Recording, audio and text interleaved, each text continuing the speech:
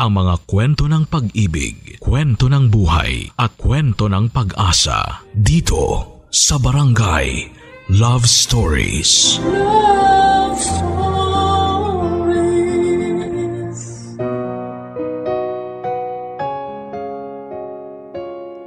Ang tadhana ang nagdidikta kung ano ang maaaring mangyari sa atin.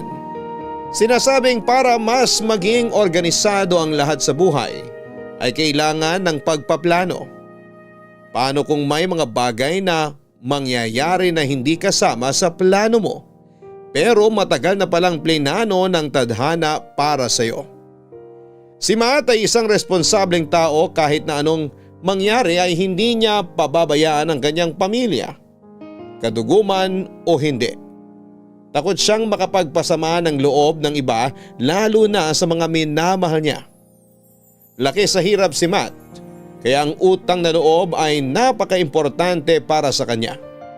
Pero ano kaya ang gagawin niya kapag naipit siya sa pagitan ng pagmamahal at ng utang na loob? Pakinggan ang mga nangyari sa ating kabarangay na si Matt sa mga bagay na hindi sinasadyang aksidenteng pisikal at emosyonal na naganap sa kanya. Dito lamang sa mga kwento ng pag-ibig, buhay at pag-asa sa nangungunang Barangay Love Stories. Dear Papa Dudut, ako po si Matthew, pero Matt na lamang ang itawag niyo sa akin. Sa kasalukuyan ay 32 years old na. Ang aking pong ilalahad na kwento ay nangyari 6 na taon na ang nakakalipas. 26 na taon po ako noon at taga Mindanao. Noong panahon na yon ay 2 taon na akong nakakagraduate sa college. Medyo nahirapan po ako makahanap ng trabaho, kaya tumutulong ako kina tatay at nanay sa paggawa ng mga basket. Yun po ang ikinabubuhay namin, Papa Dudut. Doon din po nila kami pinagtapos ng kapatid ko hanggang sa kolehiyo. Si ate nasa ibang bansa na noong panahon na yon, isa siyang caregiver sa Canada. Si ate ang nagpapadala ng pera para din pandagdag sa kinikita namin sa paggawa ng basket. Nahihiya na po ako kay ate at mas nahihiya na ako sa mga magulang ko dahil nga po sa wala pa din akong nagiging trabaho.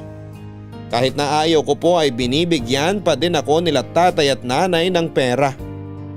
Ayaw nilang magpapigil, kaya ang ginagawa ko na lamang po ay iniipon ko ang perang ibinibigay nila. Nang malaki na po ito ay doon na ako nag-decide na magpaalam kina nanay at tatay na luluwas ako ng Maynila para makahanap ng trabaho. Kahit ayaw nila ay napilit ko pa din sila. Alam nila ang nararamdaman ko. Kahit na hindi nila pinaparamdam na nagiging palamunin na ako, ay nasa utak ko po ang sitwasyon ko. Napakahabang kumbinsihin pero napa-oo ko pa din sila. Sa totoo lang, Papa Dudut, mga senior citizen na sila at ayoko na sana silang iwan, pero ayoko naman pong umasa lamang ng umasa at hindi gumawa ng paraan. Dahil nga po sa pagpayag nila ng pilit ay nakaluwas ako ng Maynila. Papa Dudut, wala kaming kamag-anak sa Maynila, kaya sa Palaran talaga ang pagpunta ko. Una kong plano ay makahanap ng murang kwarto na pwedeng upahan para mapag-iwanan ng gamit ko at may matutulugan sa gabi. Isusunod ko po ay ang paghahanap naman ng trabaho.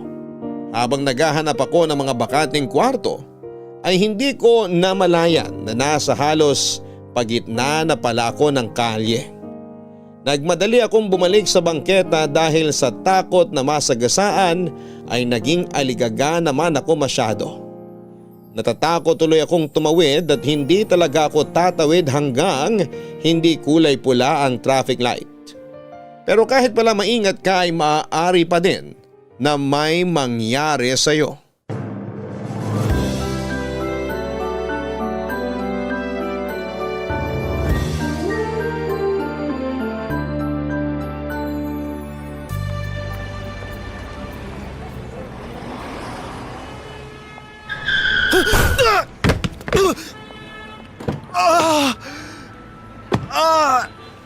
Iho, sorry. Halika, tulungan kita. Aray! Sandali po! Masakit po yung bewang ko. Ha? Kaya mo bang tumayo? Hindi ko po alam. Masakit po talaga eh. Sorry talaga. Hindi ko sinasadya. Okay lang po. Ipwesto nyo na lang po ako dun sa gilid tapos pwede na po kayong umalis. Ay hindi. Dadaling kita sa ospital. Mahirap na. Baka kung ano pa nadali sa'yo. Huwag na po. Nakakahiya naman po. Ikaw ang nasaktan. Ikaw pa ang nahihiya. Ayos lang po ako. Hindi. Hindi ako matatahimik kung hindi ko malalaman kung ano nangyari sa bewang mo. Ayos lang po ba? Abay, oo naman. Siyempre ayos lang. Iho, ako may kasalanan. Hindi ko rin po nakita yung pagdating nyo eh. Nakatingin po kasi ako dun sa stoplight. Hinihintay ko po na maging pula. Kaya nga, stop na dapat ako. Pero hindi naman ako nakatingin sa ilaw, kaya nagdire-diretso ako. Nahagip tuloy kita. Nakakahiya naman po itong nangyari sa akin. Bakit nakakahiya? Hindi mo naman kasalanan. Salamat po at di nyo ako iniwan.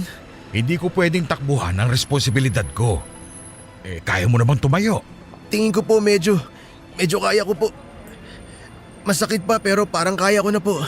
Oo, pero huwag mong pilitin kung masakit ha. Tatawag na lang tayo ng ambulansya. Naku, wag na po. Ang laking abala kung tatawag pa kayo ng ambulansya. Sabihin mo lang kung kaya mo nang tumayo. Pasensya na po pero pwede po ba ako magpaalalay patayo? Oo naman, halika na.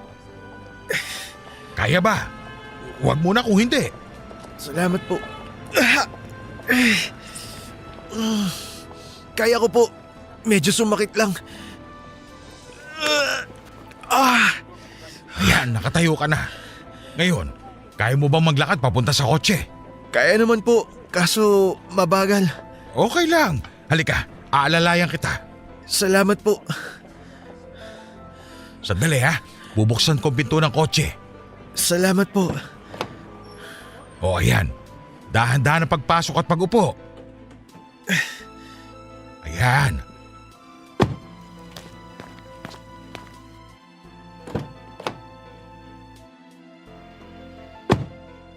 Ayos na ba ang posisyon mo?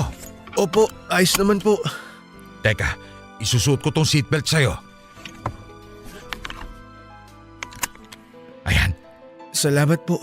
Oh, alis na tayo. Babagalan ko lang para hindi ka matagtag. Sige po. Salamat po uli. Nakakahiya po talaga. Hindi na naman po niyo ako kailangan dalhin sa ospital sa totoo lang. Umaayos naman na po yung pakiramdam ko. Iho, huwag ka nang makulit.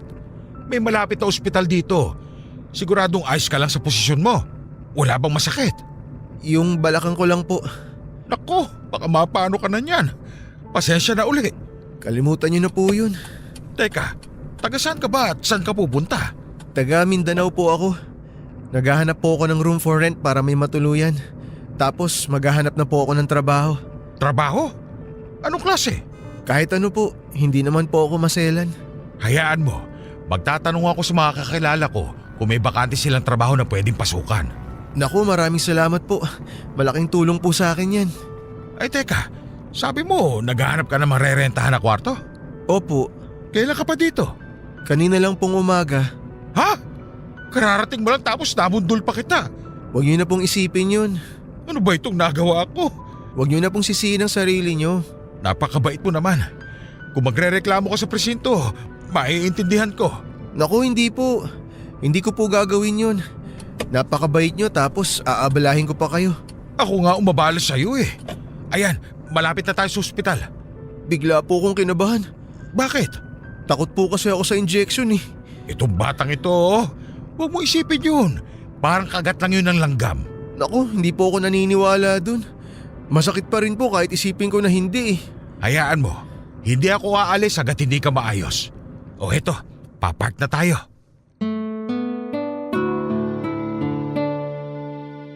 Papadudot, napakabait ni Mang Norming. Hindi niya ako iniwanan hanggang hindi naaayos ang lahat. Napakarami na naming napag-usapan pero doon pa lamang kami nagkakilala. Siya pala si Mang Norming. 68 years old siya noon, may negosyo siyang tindahan ng bigas na siya ang nagpapatakbo. Dalawa lamang sila ng apo niya na magkasama pero noong panahon na yon ay wala daw ang apo niya.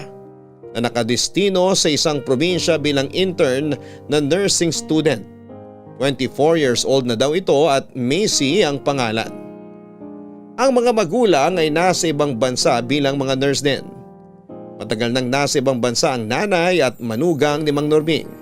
5 taon pa lang ang apo niyang si Macy nang makapagtrabaho doon ang mga magulang niya. Kaya halos buong buhay ni Macy ay si Mang Norbing ang kasama niya. Sinabi ni Mang Norbing sa akin kung gaano niya kamahal at kung gaano niya protektahan si Macy.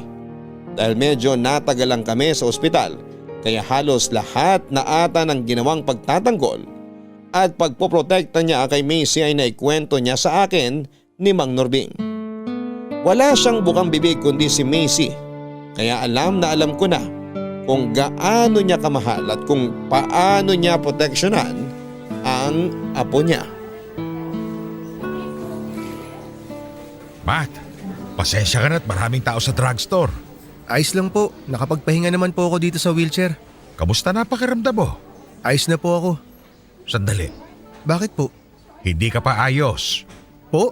Sinabi ng doktor na baka mahirapan kang gumalaw ng 1 linggo o baka umabot ng buwan. Depende daw. Kaya wag mo daw pwersahin dahil baka lumala. Po? Ano pong kailangan kong gawin? Kailangan mo lang daw ipahinga. Mag-bedrest ka lang, huwag piliting lumakad. Pwede ka daw tumayo ng mabilis mula sa kama para lumipat sa wheelchair. Pero wala pa po akong matutuluyan. Huwag mo nang alalahanin yun. Ano pong ibig niyo sabihin na huwag ko nang alalahanin? Doon ka na muna magpalipas sa bahay hanggat hindi ka pa nagiging maayos. Isa pa, kailangan mong bumalik dito makalipas ng 2 linggo. Kailangan kita samahan dahil ako ang gagastos. Po? O huwag ka na mag-isip, huwag kang mag-alala. Inayos ko na ang lahat. Tsaka may wheelchair sa bahay. Ginagamit ko yung pag sumusumpong ang rayuma ko. Pero… Anong pero? Basta sumunod ka na lang sa akin. Total, ako naman na may kasalanan. Sige po, pero sa isa pong kondisyon. Ano yon? Pwede po bang wag niyo nang sisihin ang sarili niyo? Itong batang ito talaga oh. O siya, kung yan ang makakapagpagaling sa'yo ng mabilis. Salamat po. Kulang pa ang gagawin ko para makabawi sa'yo. Ayan na naman po kayo. Ay, oo nga pala. Tara na nga. Isasakay na muna kita sa kotse, tapos isusoli ko tong wheelchair. Tapos tuloy na tayo sa bahay. Salamat po ulit sa pagpapatuloy niyo sa akin sa bahay niyo. Siya nga pala, ang kwarto kasi nasa itaas. Siguradong hindi mo kakayaning umakyat, kaya dun ka sa kwarto sa ibaba. Pero nakabukod yun sa bahay. Huwag ka mag-alala, nasa isang bakuran lang yon. Dati ko kasing imbakan yun ng mga bigas. Pero nilipat ko na nung makakita ako ng pwesto sa palengke. Doon ko na inimbak at may tao na lang ako na nagbabantay. Kaya yung nabakanting kwarto sa kabilang bahay, ginawa kong kwarto. Para pag may mga dadalaw, may mapopwestuhan sila. Ikaw pala ang unang gagamit ng kwarto. Naku, nakakahiya naman po pala. Ayan ka na naman sa hiya eh. Kung ikaw may kondisyon, ako din meron. Gusto kong huwag ka nang mahihiya sa akin. Okay, sige po. Good. Oh, ayan na yung kotse. Sandali, buksan ko lang yung pinto ng kotse ha.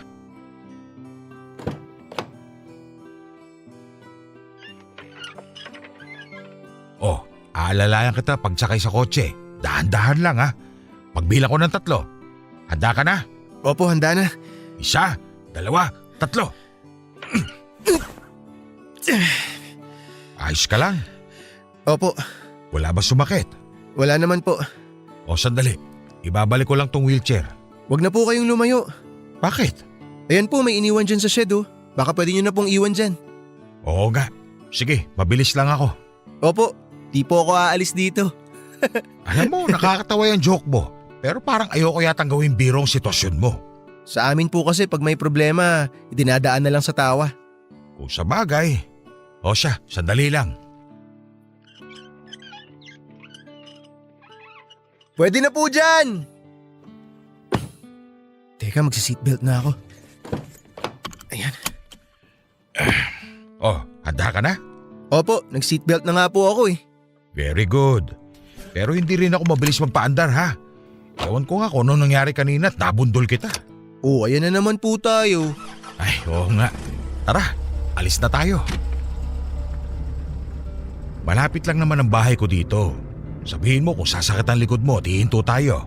Sige po, sasabihin ko po agad sa inyo kung sakali. Saan po pala kayo papunta kanina? May bibilin sana ako na gamot. Gamot para saan po? Maintenance. Alam mo na, tumatanda na tayo. Mabuti nakabili na kayo. Hindi pa. Po? Oo, hindi pa ako nakabili. Bakit hindi pa po? Kailangan muna kitang asikasuhin. Pero hindi po ba binilhan niyo ako ng gamot? Ay, oo nga pala no. Bakit ba hindi pa ako bumili ng gamot ko? Ay, si Mang Norbing oh. Masyado kasi akong naaligaga. Ayun po, may drugstore. Pero baka kailangan mo na mahiga. Hindi po, ayos lang po ako. Kailangan niyo po yung gamot ninyo. O sige, mabilis lang din naman ako. Huwag po kayong mag-alala. Hindi po ako aalis sa kinauupuan ko.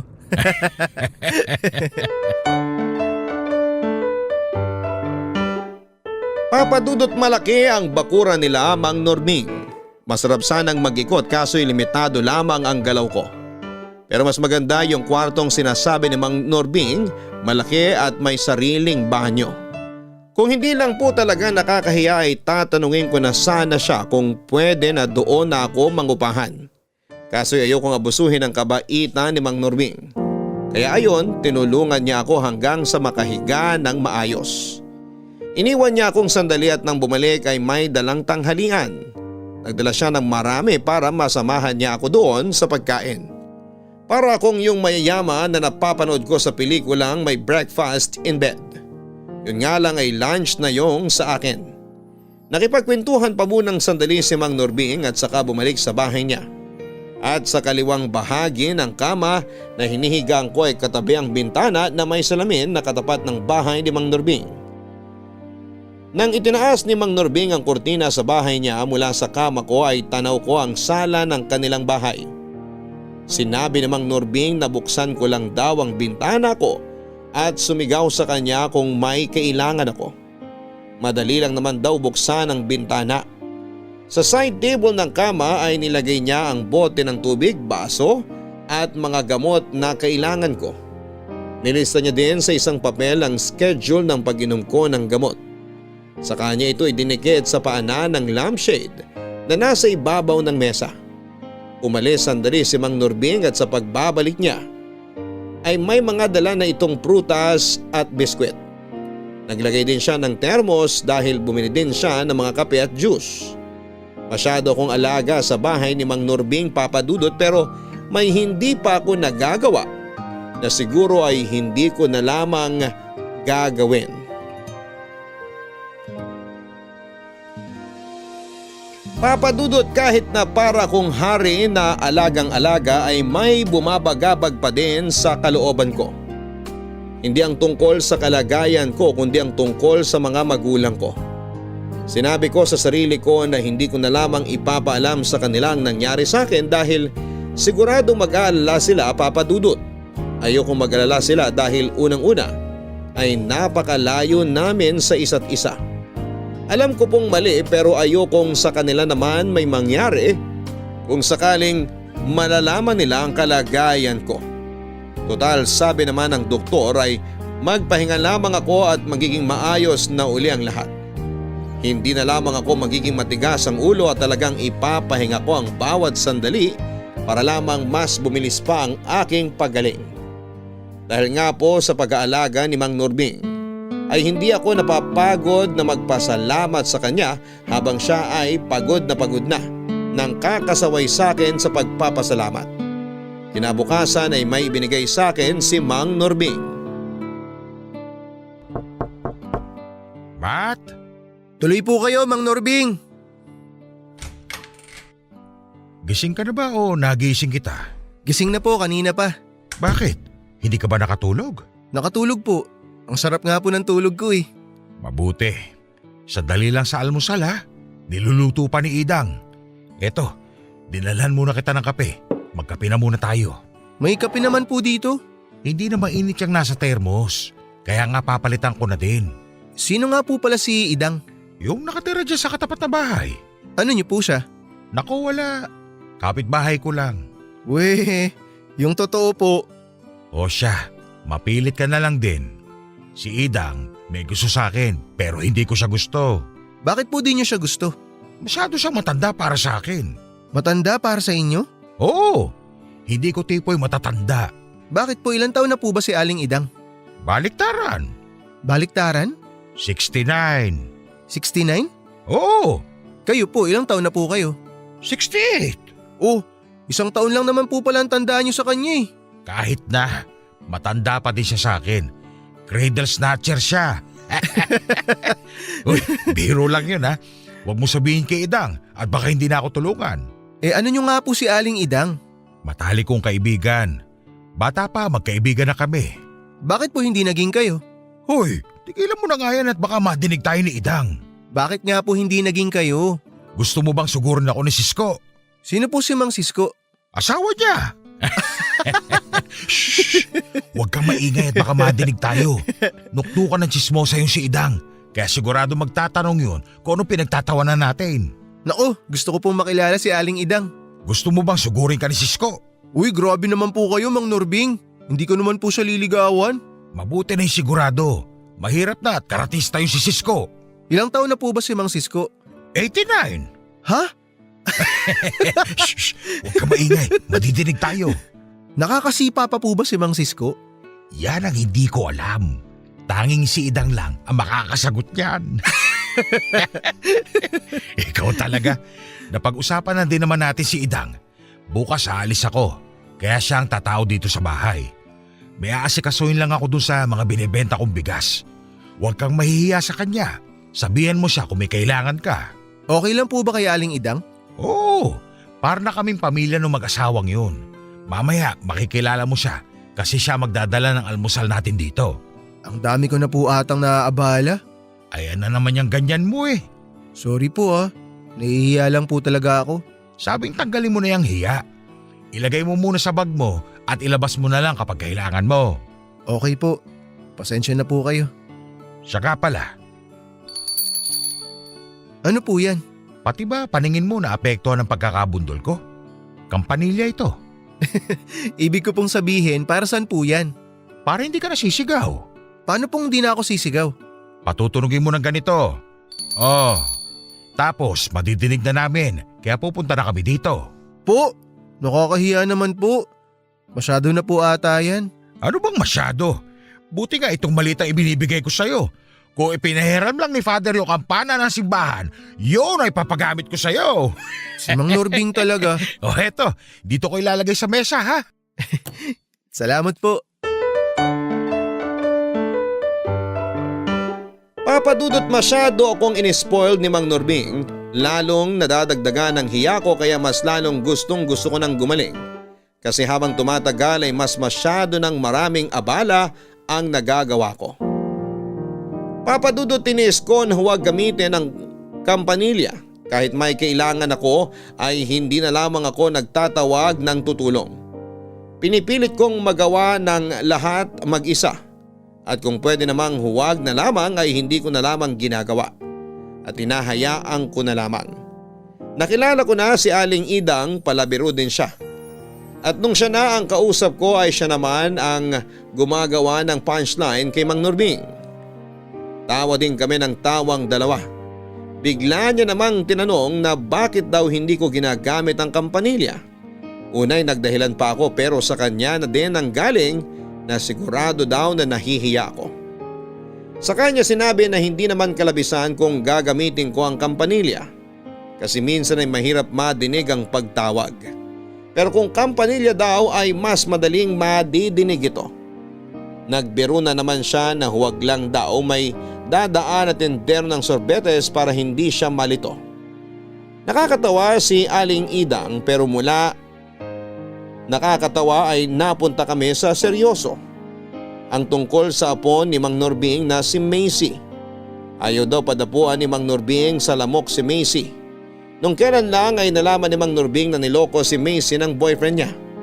Ayon si Mang Norbing daw ay sumugod at kinumpronta yung taksil na lalaki. Tama nga po si Mang Norbing. May pagkachismosa si Aling Idang. Habang iniisip ko yon ay natatawa ako pero pinipigil ko, Papadudot. Buong araw kaming magkasama ni Aling Idang. At ang dami niya na rin pong nachismis sa akin.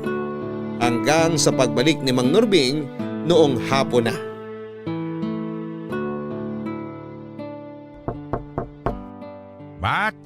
Mang Norbing, tuloy po kayo. Nakabalik na po pala kayo. Kadarating ko lang. Si Aling Idang po pala nasa kabila. Oo, pinauwi ko na din para makapagpahinga. Nakakahiya nga po eh. Huwag kang mahiya kay Idang, mabait yun. Opo, mabait nga po si Aling Idang. Tsaka marami po siyang kwento. Sino-sino ba ang chinismis niya? Wala naman po siyang chinismis. Yung mga kinuwento niya po yung tungkol sa mga kapitbahay niyo. O edi chismis ka. Si Idang talaga oh. Ang saya nga po niya kausap eh. Kaya lang, Ano? halos hindi po ako pinakikilos. Akala niya siguro hindi pa po ako makagalaw. Pagpasensya mo na yun. Intermitida eh. Ay, kumusta nga po pala yung lakad niyo? Ayos naman. Pero may mga kailangang balikan at ayusin. Kailangan kong pumunta sa Ilocos. Hindi ko pa sigurado kung kailan. Sige lang po, wag niyo po akong alalahanin. Hindi bale. Nakausap ko na naman si Idang at wala daw problema. Salamat po talaga. Pero nakakagalaw naman na po ako. Nako, sabi na nga ng doktor na wag mong puwersahin at baka lumala imbis na gumaling. Okay po, di na po ako masyado gagalaw. Hihintayin ko lang dumating apo ko. Pabalik na po siya? Oo, tapos na ang duty niya. Malapit na siyang graduate. Wow, congratulations po. Saka na, hindi pa naman gumagraduate eh. Naku, sigurado na po yun. Mana sa inyo eh. Kung sa bagay, pareho kaming matalino. Totoo naman po yan. Nakakainis nga lang at kakailanganin ko pang pumunta sa Ilocos para ayusin yung delivery. Kung kailan padating na apo ko. Oo nga po no. Hindi bale, sana sandali lang ako doon. Kung magaling na po ako bago kayo pumunta ron, tutulong po ako. Nako, kahit gumaling ka na, kailangan mo pa din magpahinga. Ibig sabihin, hindi ka pa din pwedeng pwersang kumilos. Pero Mang Norbing, kapag nakakatayo na po ako, magpapaalam na po ako.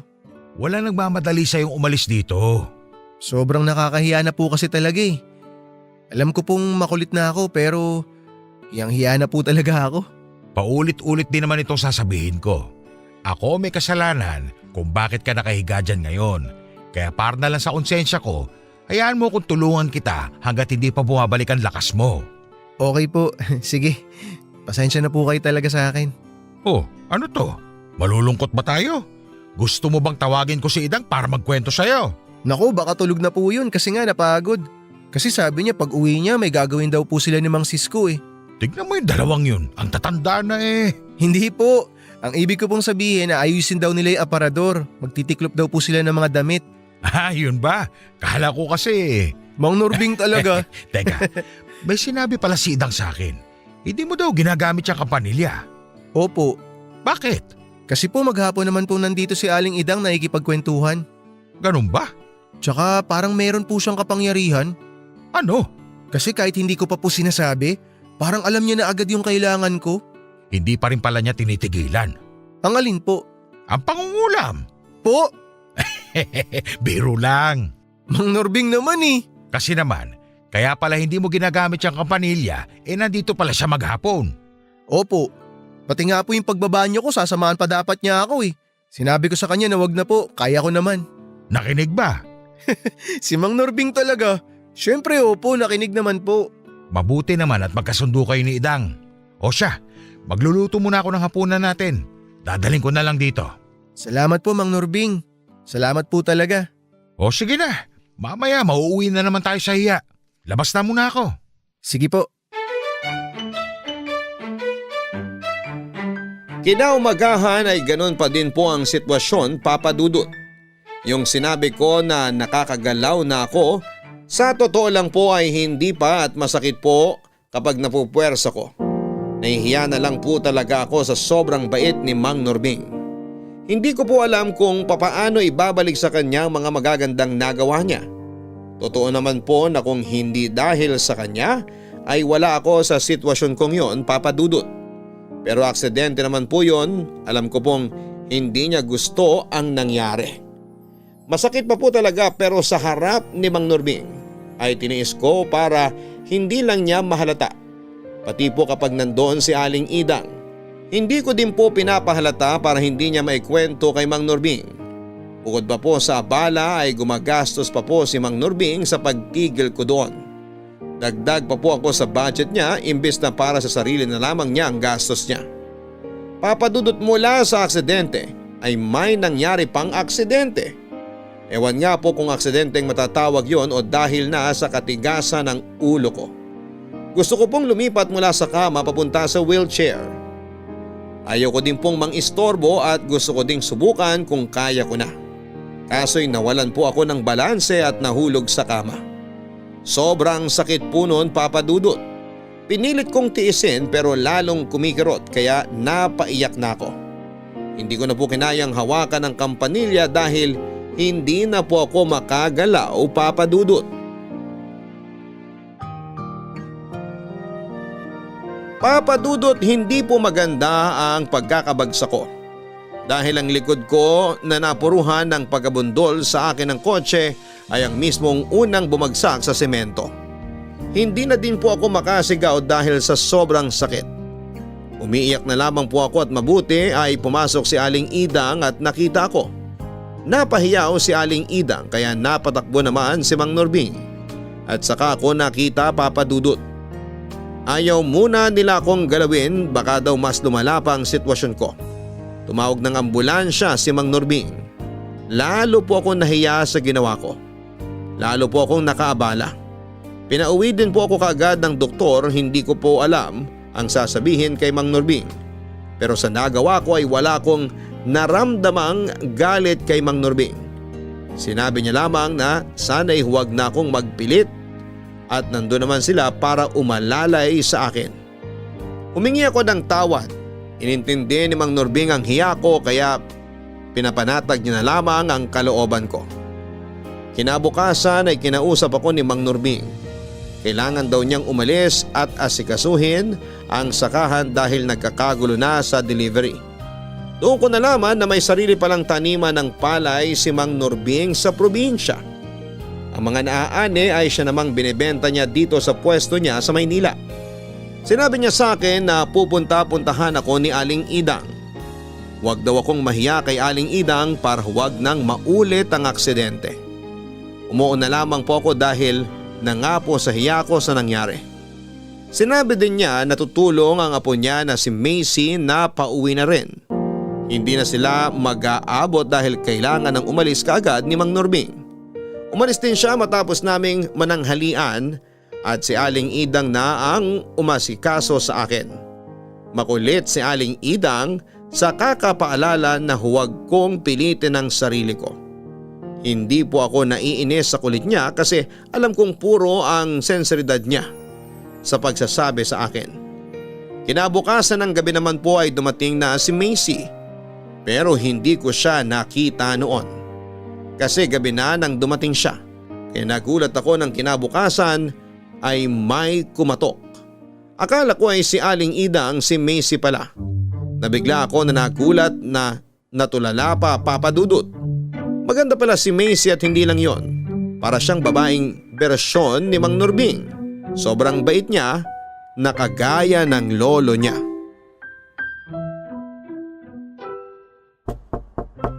Tuloy po, Aling Idang!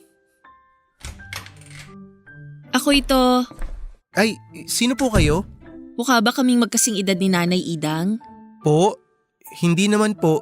O pues, wag mo na akong ipo. Ako si Macy. Ah, ikaw yung apo ni Mang Norbing. Ako nga. Pasensya ka na ha. Saan? Sa pangaabala ko sa lolo mo. Ano bang abala? Hindi ka abala. Nahihiya kasi ako eh. Tama nga si Lolo. Ha? Bakit? Anong sabi niya? Tama si Lolo na sasabihin mo na naman na nahihiya ka. Napag-usapan nyo na daw yung hiya-hiya na yan, 'di ba? Oo nga, hindi ko lang talaga mapigilan minsan. Pasensya ka na. Kumusta ka? Mabuti naman. Anong nararamdaman mo? Wala naman. Imposible naman. Ha? Bakit imposible? Wala kang nararamdaman? Oo, wala. Manhid ka? Ha? Biro lang. Kasi naman imposibleng wala kang nararamdaman kahit ano. Kinakabahan. Bakit? Ewan ko nga eh. Mag-relax ka lang. Huwag mong stressin ang sarili mo. Kasi ang nagpapalala ng sakit ay stress. Oo nga pala, nurse ka. Nursing student pa lang, pero pag-graduate na. Oh, magiging nurse ka na nga. Kukuha pa ako ng licensure exam. Siyempre kailangan kong ipasa yon para maging registered nurse. Papasa ka. Kasi sigurado naman na matalino ka. Sinabi din ni Lolo yan. Ang alin? Nabolero ka? Ha? Biro lang uli. Kasi naman ang lakas mong mambola. Seryoso ako. Sige na nga.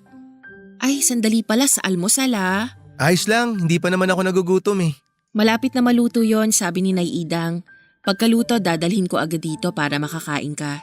Namiss ko tuloy si Mang Norbing. Si Lolo? Bakit? Kasi lagi niya ako sinasabayan sa pagkain. Ah, dito kumakain si Lolo. Oo, para may kasama raw ako. Nako, tingin ko baliktad. Sigurado ko, kaya kanya sinasabayan para may kasama siyang kumain. Kasi lagi kaming magkasabay noon. Yun nga nung nakadistino ako sa malayo, siya na lang ang kumakain mag-isa. Kaya madalas nakila Nay Idang yun. At dun sila kumakaing tatlo ni Natay Cisco. Ah, ganun ba? Ako din naman masaya pag may kasamang kumakain. Sandali, sinasabi mo ba na dito ako kumain? Ha? Hindi! Ang ibig ko sabihin, masaya lang akong kasama si Mang Norbing na kumakain. Masarap talaga kumain pag may kasabay. Kaya nga, ibig sabihin gusto mong may kasabay ka dito. Hindi naman. Si Aling Idang naman minsan sinasabayan din ako dito. Hindi kakain dito si Nay Ida ngayon. Bakit hindi? May lunch date sila ni Tay Cisco. Ganun ba? Ayos lang naman ako. Hindi eh. Pasensya na. Huwag ka sana magalit. Wala naman akong ibig sabihin. Hindi. Kasi nga gusto mo may kasabay ka. Sorry talaga. Gusto ko din may kasabay.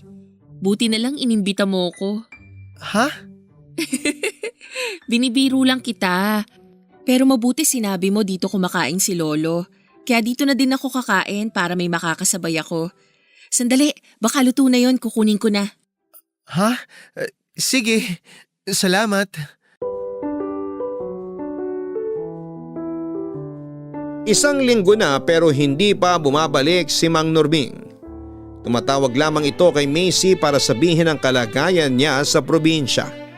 Maayos naman daw siya doon at kinukumusta din ako ni Mang Norbing at hindi nagsisinungaling si Macy. Sinasabi ni Macy ang totoo na lagay ko na hindi pa talaga bumubuti. Nakasama nga po talaga yung pagkabagsak ko. Kaya ayon, tumagal na naman ang recovery ko. Kaya si Mang Norbing ay hinahabilin na lamang ako kay Macy at Aling Idang. Lumipas ang mga araw at nasa probinsya pa si Mang Norbing. Si Macy naman ay hindi nagpapabaya at halos araw-araw naman siyang nasa bahay. Kaya ang almusal, tanghalian, hapunan, kasama pang merienda ay nandun siya sa kwarto. Doon kumakain at nakikipagkwentuhan, Papa Dudut. Mag-aapat na linggo ay parang may hindi ako maipaliwanag na nararamdaman kay Macy. Lalong gumaan ang loob namin sa isa't isa. Matt, Macy, tuloy ka. may dala akong merienda. Salamat. Nakaupo ka na sa kama. Oo. Hindi mo ba pinilit? Hindi na masakit.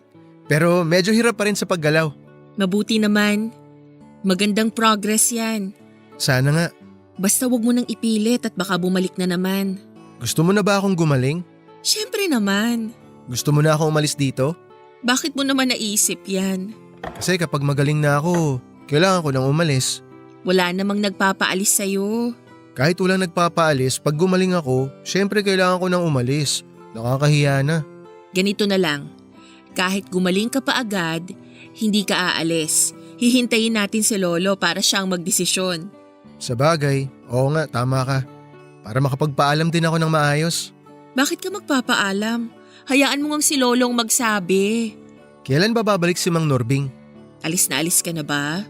Hindi naman. Naiisip ko lang kasi siya. Baka 2 hanggang 3 linggo pa daw. Mahigit 1 buwan na siya dun ah. Oo, kailangan niyang ayusin yung sakahan para maisaayos sa mga delivery ng bigas. Dapat kumuha na lang ng tao si Mang Norbing para parelax-relax na lang siya. Tama ka. At may naisip na ako kung sino. Sino? Ikaw. Ako? O di ba naghahanap ka ng trabaho? O eto na ang chance at ipipilit ko talaga kay Lolo na kumuha na ng tao. Hindi na maganda sa kanya ang masyadong nagpapagod. Salamat. Sana pumayag si Mang Nurbing. Bakit naman hindi? Siyempre papayag yun. Sana nga. Tapos, sasabihin ko sa kanya na maging permanente ka na dito. Tutal wala namang gumagamit ng kwarto na to. Nakakahiya na ata yun. Hay nako, ayan na naman si Mr. Nakakahiya. Ayaw mo na ba dito? Hindi. Gusto ko nga dito eh. Pero dapat makapagtrabaho muna ako para may pambayad ako sa upa ko dito. Bakit ka pa magbabayad hindi naman talaga pinauupahan ito? Wala namang gumagamit kaya walang problema. At yung trabaho, hindi ba kay lolo ka na magtatrabaho? Hindi pa naman siguradong matatanggap ako. Teka, ayaw mo ba yung trabaho? Baka pinipilit kita masyado. Hindi. Sabi ko nga kahit anong trabaho okay lang sa akin. Kaya nga, solve ng problema mo sa bahay at solve ng problema mo sa trabaho. Macy, Bakit? kasi pagpunta ko dito may dala akong pera na naipon ko. Pambayad ko sana yun sa uupahan ko kung sakali habang wala pa akong trabaho. Hindi ko pa nagagastos yun. Magaling. May bangko ka ba? Gusto mo i-deposito ko doon? Wala naman akong bangko. Paggaling mo, mag-open ka ng account para makaipon ka. Oo, gagawin ko yan. Pero yun sanang perang hawak ko, gusto kong ipadala sa mga magulang ko. Ha? Sige. Kasi ang alam nila nagtatrabaho na ako eh. Ayoko naman sabihin sa kanila yung nangyari sa akin kasi ayoko mag-alala sila. Kaya yung ipapadala ko, kunwari na lang, sweldo ko yun sa unang buwan ng trabaho ko. Ganun ba? Sige, tutulungan kita. Salamat. Kumusta naman ang pamilya mo? Mabuti naman sila. Buti hindi ka hinahanap ng girlfriend mo. Wala naman akong girlfriend. Bakit? Hiniwalayan niya ako bago ako pumunta rito sa Maynila. Ay, sorry. Okay lang. Ayos lang yun. Dahil ba pupunta ka ng Maynila kaya kanya hiniwalayan? Hindi. Humanap lang siya ng pagkakataon kung kailan niya sasabihin. Kaya nung nagpaalam ako na luluwas ako dito, ayun, sinabi niya na rin na maghiwalay na kami. Yun din ang akala ko nung una eh, na alis ako papunta rito kaya siya nakipaghiwalay. Pero napilit ko siya na sabihin sa akin yung totoong dahilan. Ayun, inamin naman niya na may gusto na raw siyang iba. Matagal na pala niya akong planong hiwalayan, di lang siya makakuha ng pagkakataon na magsabi. Nakakalungkot naman. Nung una oo nakakalungkot talaga pero ayoko maapektuhan yung pangarap ko eh kaya pinilit kong makarecover agad. Tsaka masaya na ako ngayon. Oo, magsaya ka kasi matutupad ang mga pangarap mo. Bukod sa pwedeng matupad ang mga pangarap ko dito, masaya ako ngayon dahil sa'yo.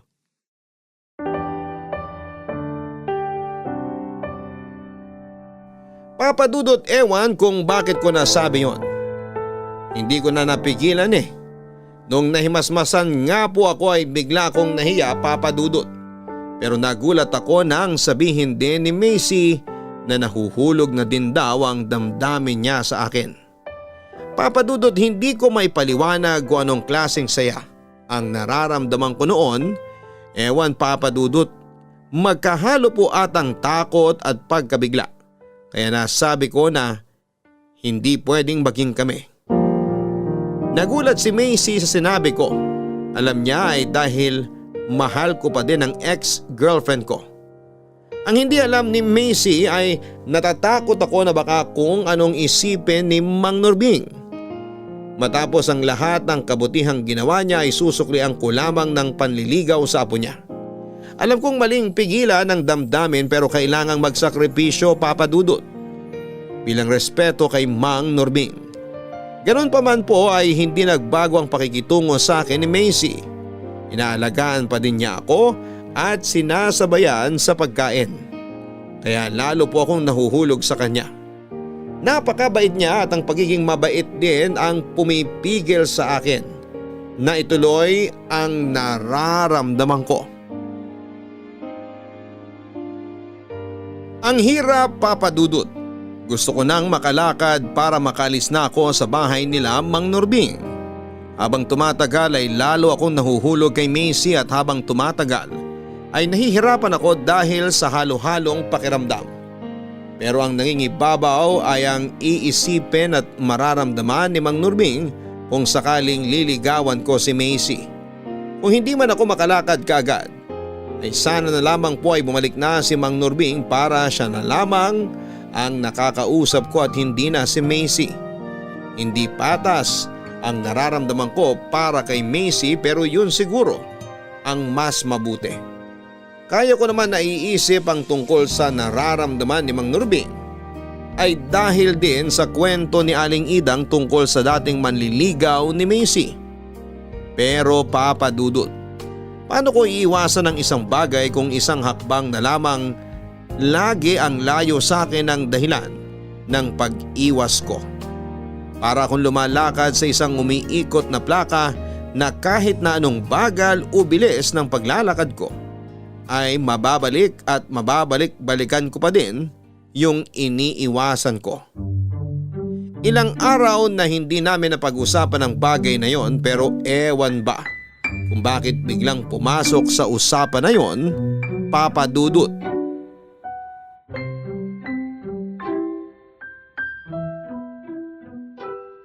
Gusto mo ba ng kanin? Hindi na, busog na ako. Diretso ng pagkakaupo mo ha. Magpahinga ka lang sandali. Maya-maya, subukan natin maglakad. Salamat talaga sa Diyos. Alam mo, sinubukan ko kagabi. Nakakalakad na ako. Mabagal lang pero at least nakakatayo na ako tsaka nakakaakbang. Gusto mo makita? Oh, wag kang ma-excite. Baka mamaya mabigla na naman. Subukan uli natin tapos sabihin mo kung may nararamdaman kang sakit para tigil muna tayo. Hindi pwedeng pilitin pag masakit na ha. Oo, wag kang mag-alala. Hindi ko naman pinipilit. Hinay-hinay tayo. Umpisa dito muna sa paligid ng kwarto, tapos sa bakuran, tapos hanggang sa bahay ni Nanay Idang. Salamat din sa'yo kasi magaling ka mag-alaga. Para saan pa at naging gusto kong maging nurse kung hindi ako maalaga? Kung ikaw naman ang nurse, okay lang na magkasakit kahit paminsan-minsan. Tumigil ka nga dyan. Kung nandito ang girlfriend mo, baka naaway ka na nun. Oh, bakit naman siya napasok sa usapan? Bakit hindi? Eh di ba siya ang dahilan kaya ayaw mo na muna ma-in love? Kung bakit hindi pwedeng maging tayo? Hindi. May ibang dahilan. Ha? Ano? Huwag na lang natin pag-usapan. Sige na, kung ayaw mong pag-usapan, kalimutan na natin ang usapang to. Huwag ka sanang magalit sa akin. Halika na, subukan mong lumakad. Macy, huwag ka sanang magalit. Hindi naman ako galit. Madali naman akong mag-adjust. Kung ayaw mo ng topic, edi kalimutan, ibahin, palitan. Hindi naman sa ayaw. Nahihiya lang ako. Natatakot. Ayoko magalit si Mang Nurbing sa akin. Bakit siya magagalit? Nakausap mo na ba siya? Baka hindi ko siya kayang kausapin sa totoo lang.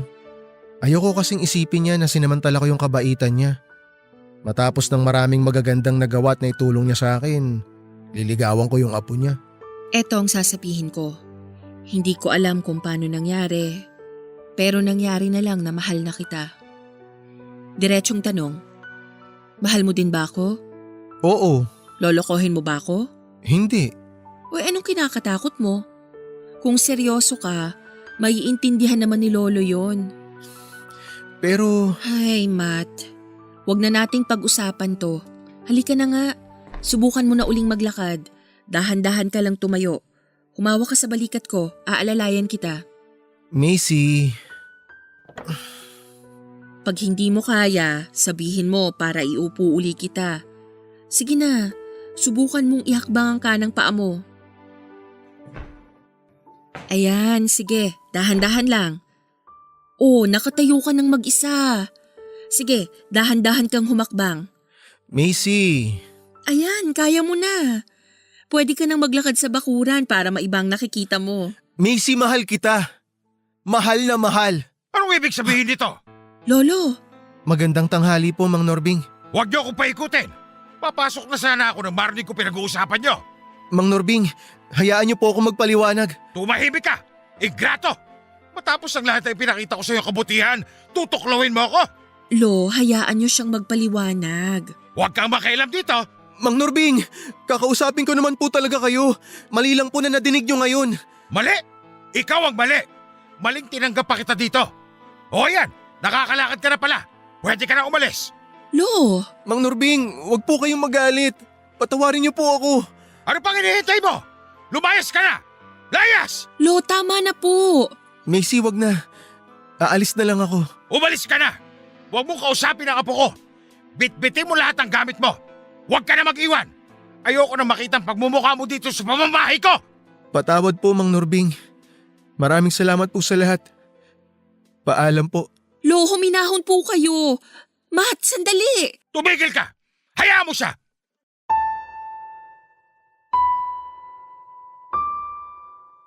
Papa Dudut, nangyari ang kinakatakutan ko. Hindi ko na ipaglaban ang pagmamahal ko kay Macy dahil sa hiya ko kay Mang Nurbing. Hindi ko alam kung saan ako pupunta. Yung perang hawak ko na ipadala ko na sa mga magulang ko. Maghahapon na. Kahit hirap akong maglakad ay nagtingin-tingin ako ng pwede munang pagpalipasan ng gabi. Kinabukasan naman ay sinubukan kong maghanap ng pwedeng pagtrabahuhan. Ang sakit, Papa Dudut, para akong nagtaksil sa 2 tao. Sa tiwala ni Mang Nurbing at sa pagmamahal ni Macy. Naghanap ako ng hindi mataong lugar para pwede akong tumigil muna sa lugar na yon. Hindi naman ako nagugutom, hindi din ako inaantok. Ayaw dumapo sa akin ang gutom at antok. Nababalisa ako sa nangyari at iniisip ko din ang humingi ng kapatawaran sa maglolo. Pero palalamigin ko muna ang sitwasyon. Habang balisa ako ng gabing yon ay si Macy pala ay umalis ng bahay nila nang hindi nagpapaalam kay Mang Nurbing. Nang malaman ni Mang Nurbing na nawawala si Macy at nakitang may dalang ilang damit, ay agad siyang lumabas para hanapin si Macy. Ako naman na walang kalam-alam sa nangyayari sa maglolo ay isip ng isip. Nang mapansin ko ang isang babae na naglalakad sa kanto na may kadiliman dahil sira ang ilaw. Nang may mabilis na kotseng kakalikulang ang tumutok sa kinakatayuan ng babae. Parang hindi ko naramdaman ang sakit ng likod ko at napatakbo ako sa babae at hinila ito palayo sa rumaragasang kotse. Natumba ako paglampas ng kotse. Miss! Diyos ko. Matt? Macy! Ayos ka lang?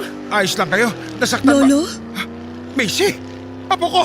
Nasaktan ka ba? Ayos lang ako, Lo. Matt! Saan ka tinamaan? Hindi po ako tinamaan. Nasagi lang po ako kaya po ako natumba. Hayop siya. Hayaan niyo na po, Mang Nurbing. Wala naman po nangyari sa akin. Makakatayo ka ba? Medyo sumakit lang po uli yung likod ko. Halika, tutulungan kita. Dahan-dahan. Humawa ka sa akin.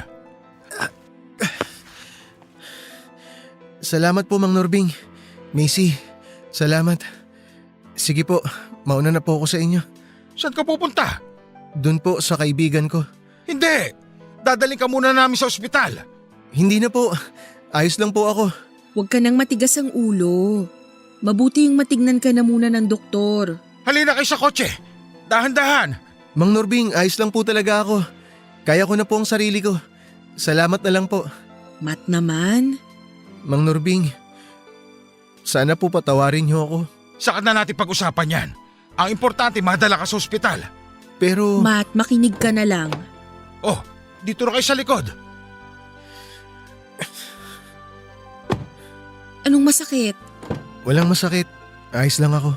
Ayan na naman nakatigasan ang ulo mo ha. Magsabi ka, Matt. Ayos lang po talaga ako. Nakakahiya na po na dadalhin niyo pa po ako sa ospital. Bakit ka mahihiya? Iba ka pa ba sa amin? Sumunod ka na lang at huwag mo ulit puwersahin ang sarili mo.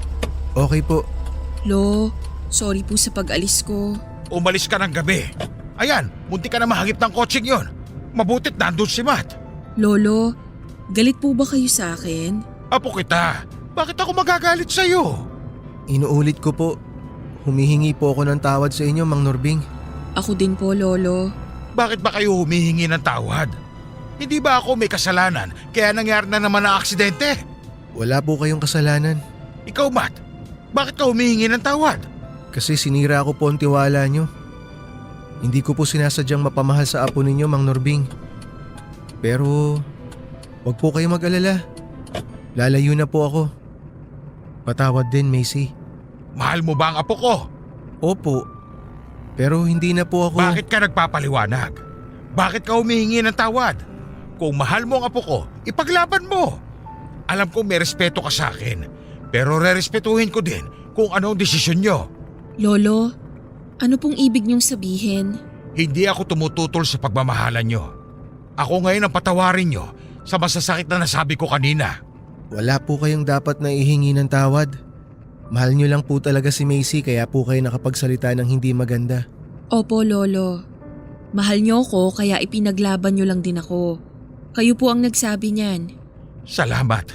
Ako po ang nagpapasalamat, Mang Nurbing. Hinding-hindi ko po sisirain ang tiwala ninyo. I love you, Lolo ko. Kailan yung balak magpakasal? Po? Lolo, ano ba kayo? Manliligaw pa nga lang si Matt. Malayo pa po ang kasal sa isip namin. Kasi may mga pangarap pa kami. Si Matt yung makahanap ng trabaho at mataguyod ang pamilya niya. At ako naman ang makapagtapos at maging nurse. Ay, salamat. Yan ang gusto kong marinig.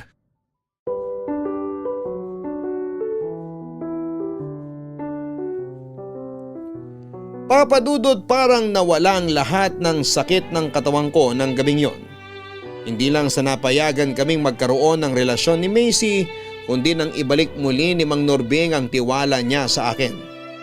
Pagkagaling sa ospital ay doon din kami lahat tumuloy sa bahay nila Mang Nurbing. Papa Dudut, nagkatotoo lahat ng sinabi ni Macy. Pumayag si Mang Nurbing na doon na ako tumira sa bahay nila. Pinagawan pa niya ako ng lababo ang tinutuluyan ko para daw may sarili akong kusina. Pero paminsan-minsan ko lamang naman magamit kasi nga po ay lagi nila akong tinatawag na doon na kumain sa kabilang bahay. Ayaw pabayaran sa akin ni Mang Nurbing ang renta. Pero nagpilit po ako, Papa Dudut, na magbabayad na ako ng renta kapag nagkatrabaho na ako. Pumayag siya kaya nung magkatrabaho ako ay sinimulan ko na ang pagbabayad. Siya nga pala, Papa Dudut, kay Mang Nurbing din ako nagtatrabaho. Ako po ang kinuha niya para mamahala sa mga stock sa palengke, ang pagbebenta at delivery. Kaya si Mang Nurbing nasa bahay na lamang niya at nagre-report na lamang ako, Papa Dudut. 6 na taon na ang nakalipas. Nakagraduate na si Macy at naging nurse makalipas ang 3 taon ay nagpakasal na po kami. 3 taon na kaming kasal ngayon at may isa ng anak, Papa Dudut. Dumadalaw na lamang kami tuwing weekend sa bahay ni Lolo Nurbing kasi ako na ang namamahala sa sakahan niya sa Ilocos at si Macy naman ay nag-apply ng nurse sa isang ospital doon. Kaya nandun kami kasama ang anak namin. May nag-aalaga naman sa anak namin pero hindi ko siya iniiwan. Palagi ko siyang kasama sa sakahan. Si Lolo Nurbing naman ay malakas pa at lalo siyang lumalakas kapag nakikita niya ang apo niya. Kaya lagi niyang iniintay ang weekend. Hindi na para sa akin ni Macy kundi para sa anak namin na apo na niya sa tuhod. Salamat po, Papa Dudut, sa inyong oras na ibinigay upang ilahad ang aking kwento. Ang inyong forever kapuso at kabarangay, Matt. Ang aksidente ay aksidente po. Walang sino man ang may gustong mangyari ito, kundi ang tadhana. Hindi sinasadya ni Matt at Macy ang magkagustuhan pero kahit pilitin nilang pigilan, ay pagkakataon na naguutos sa kanila na ituloy lamang ang kung anumang meron sa kanila. May mga mahal tayo sa buhay na maaaring masaktan sa mga desisyon natin. Pero tayo din naman ang magsasabi sa kanila na gawin man natin ang sariling kagustuhan ay hindi mawawala ang pagmamahal sa kanila. Maaaring sabihin ito sa pamamagitan ng pagpapaliwanag o sabihin po ito sa pamamagitan ng pagkilos. Dahil kung makikita nila na maayos naman ang iyong patutunguhan at tamang iyong naging desisyon, ay sila na mismo ang maniniwala sa iyo at sila na ang aamin na nagkamali sila. Hanggang sa muli mga kapuso, ako po ang inyong si Papa Dudut sa mga kwento ng pag-ibig, buhay at pag-asa sa Barangay Love Stories #1. Sabay-sabay nating pakinggan ang iyong kwento ng pag-ibig, buhay at pag-asa. Ipadala lang sa barangaylovestories@yahoo.com. Nagustuhan ng iyong napakinggan? Ituloy yan via live stream sa www.gmanetwork.com/radio.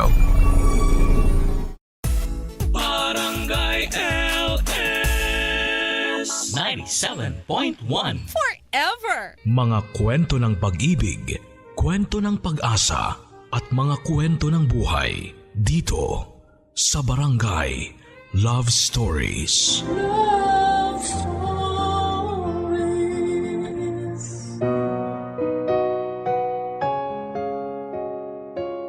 Hindi madaling bitawan ng isang taong pinapangarap mong makasama habang buhay. Yung taong gusto mong makasama sa hirap man o ginhawa. Pero paano nga ba kung isang araw ang taong yon ay bigla na lang mawala? Paano kung isang araw ay wala na ang katuparan ng kahilingan mong makasama siya habang buhay? Paano kung isang araw sa iba na siya magsisimula ng buhay niya? Makakayanan mo bang makita siyang masaya at kontento na sa piling ng iba? Paano ka magsisimula kung ang taong akala mo ay makakasama mo sa dulo ay wala na? Ang kwentong ibabahagi ko sa inyo ay kwento ng isang babaeng minsan ay nawalan. Ang babaeng minsan ay nasaktan. Ang babaeng natutong bumangon, ang babaeng naka-move on. Kilalanin natin siya sa mga kwento ng pag-ibig, buhay at pag-asa. Sa nangungunang Barangay Love Stories Number 1. Dear Papa Dudut, ang sabi nila kapag mahal mo ay ipaglaban mo. Huwag mong pakawalan hanggat kaya mo. Pero paano nga kung kaya ko pa pero siya ay ayaw na?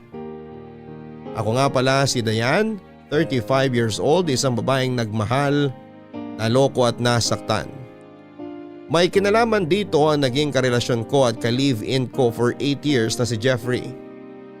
Natapos ang inakala kong forever, mahigit 5 taon na ang nakakaraan. Pinakamasakit na chapter yon ng buhay ko, Papa Dudut.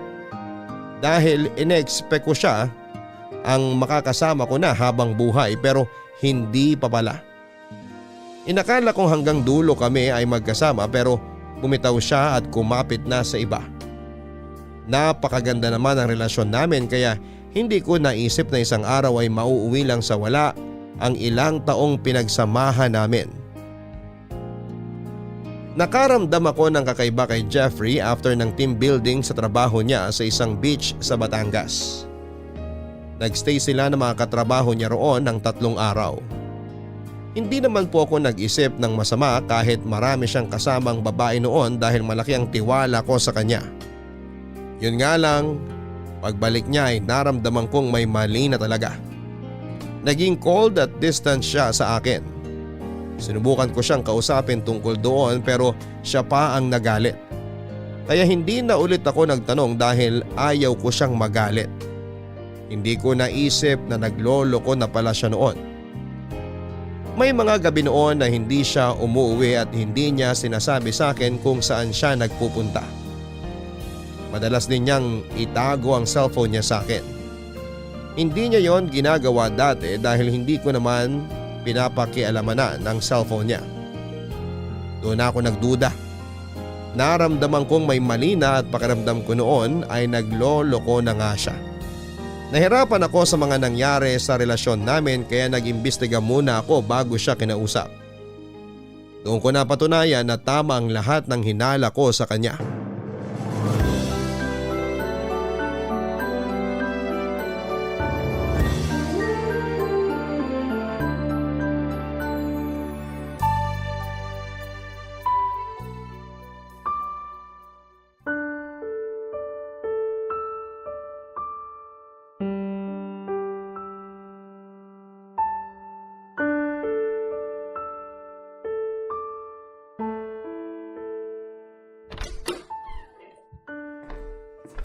Bakit ngayon ka lang Uy! umuwi? Nakakagulat ka naman. Ilang araw ka nang hindi umuwi ah. Hindi ka man lang nagsabi kung nasaan ka o kung sinong kasama mo. Kailangan ba i-report ko sa'yo lahat ng ginagawa ko? Oo, kasi karelasyon mo ko at magkasama tayo sa bahay. Normal lang naman siguro na mag-alala ko kapag wala kang paramdam, di ba? Napakakalingi mo naman. Paminsan-minsan na nga lang ako lumabas. Paminsan-minsan ka lang kung umuwi.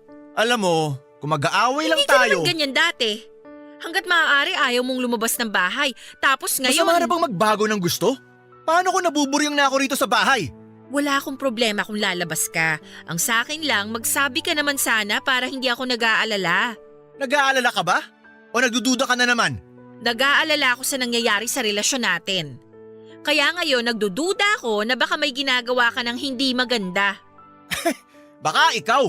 Palibhasa, ikaw ang unang nakaisip. Jeffrey, alam ko na. Alam ang alin? Alam ko na ang tungkol sa babae mo. Ano na naman ba yan? Naghahanap ka talaga ng away, Dayan? Nakita ka ng katrabaho ko. May kasama kang babae. Kasamang nag-aabang ng taxi. Kasama lang na nag-aabang ng taxi, pinag-isipan mo agad ng masama? Nag-aabang kayo ng taxi after yung lumabas ng motel. Nag-iimbento ka na naman eh. Sana nga eh. Sana nga gawa-gawa ko lang ang lahat. Tapos dadramahan mo ako ngayon. Jeffrey, aminin mo na lang. Anong aaminin ko? Wala naman akong ginagawa.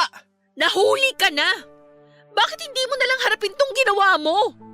Bakit hindi ka na lang mag-sorry? Dapat nga ikaw mag-sorry eh, kasi pinagbibintangan mo ako. Nabasa kong usapan niyo ng babae mo. Wala akong babae. Please naman, Jeffrey. Hawak ko lahat ng screenshots ng usapan niyo ni Gina. Ha? Gina? Hindi ka pa rin talaga aamin? Alam mo, mas maganda siguro kung umalis na lang ako, kesa yung pinagbibintangan mo ako. Pupuntahan mo ba ulit si Gina? Alam mo, ikaw… Magmomotel kayo ulit? Tumigil ka na! Gaano ba siya kagaling, Jeffrey? Para makalimutan mong may karelasyon kang dapat mong uwian. Sinabi ko tumigil ka na eh! Mas magaling ba talaga siya? Di ka ba titigil? Bakit siya? Kasi mahal ko na siya! Oo, Dayan. Mahal ko na si Gina! Hindi. Init lang ng katawan yan. Alam kong hindi mo siya mahal. Sinasabi ko na sa'yo ang totoo. Lilipas din yan.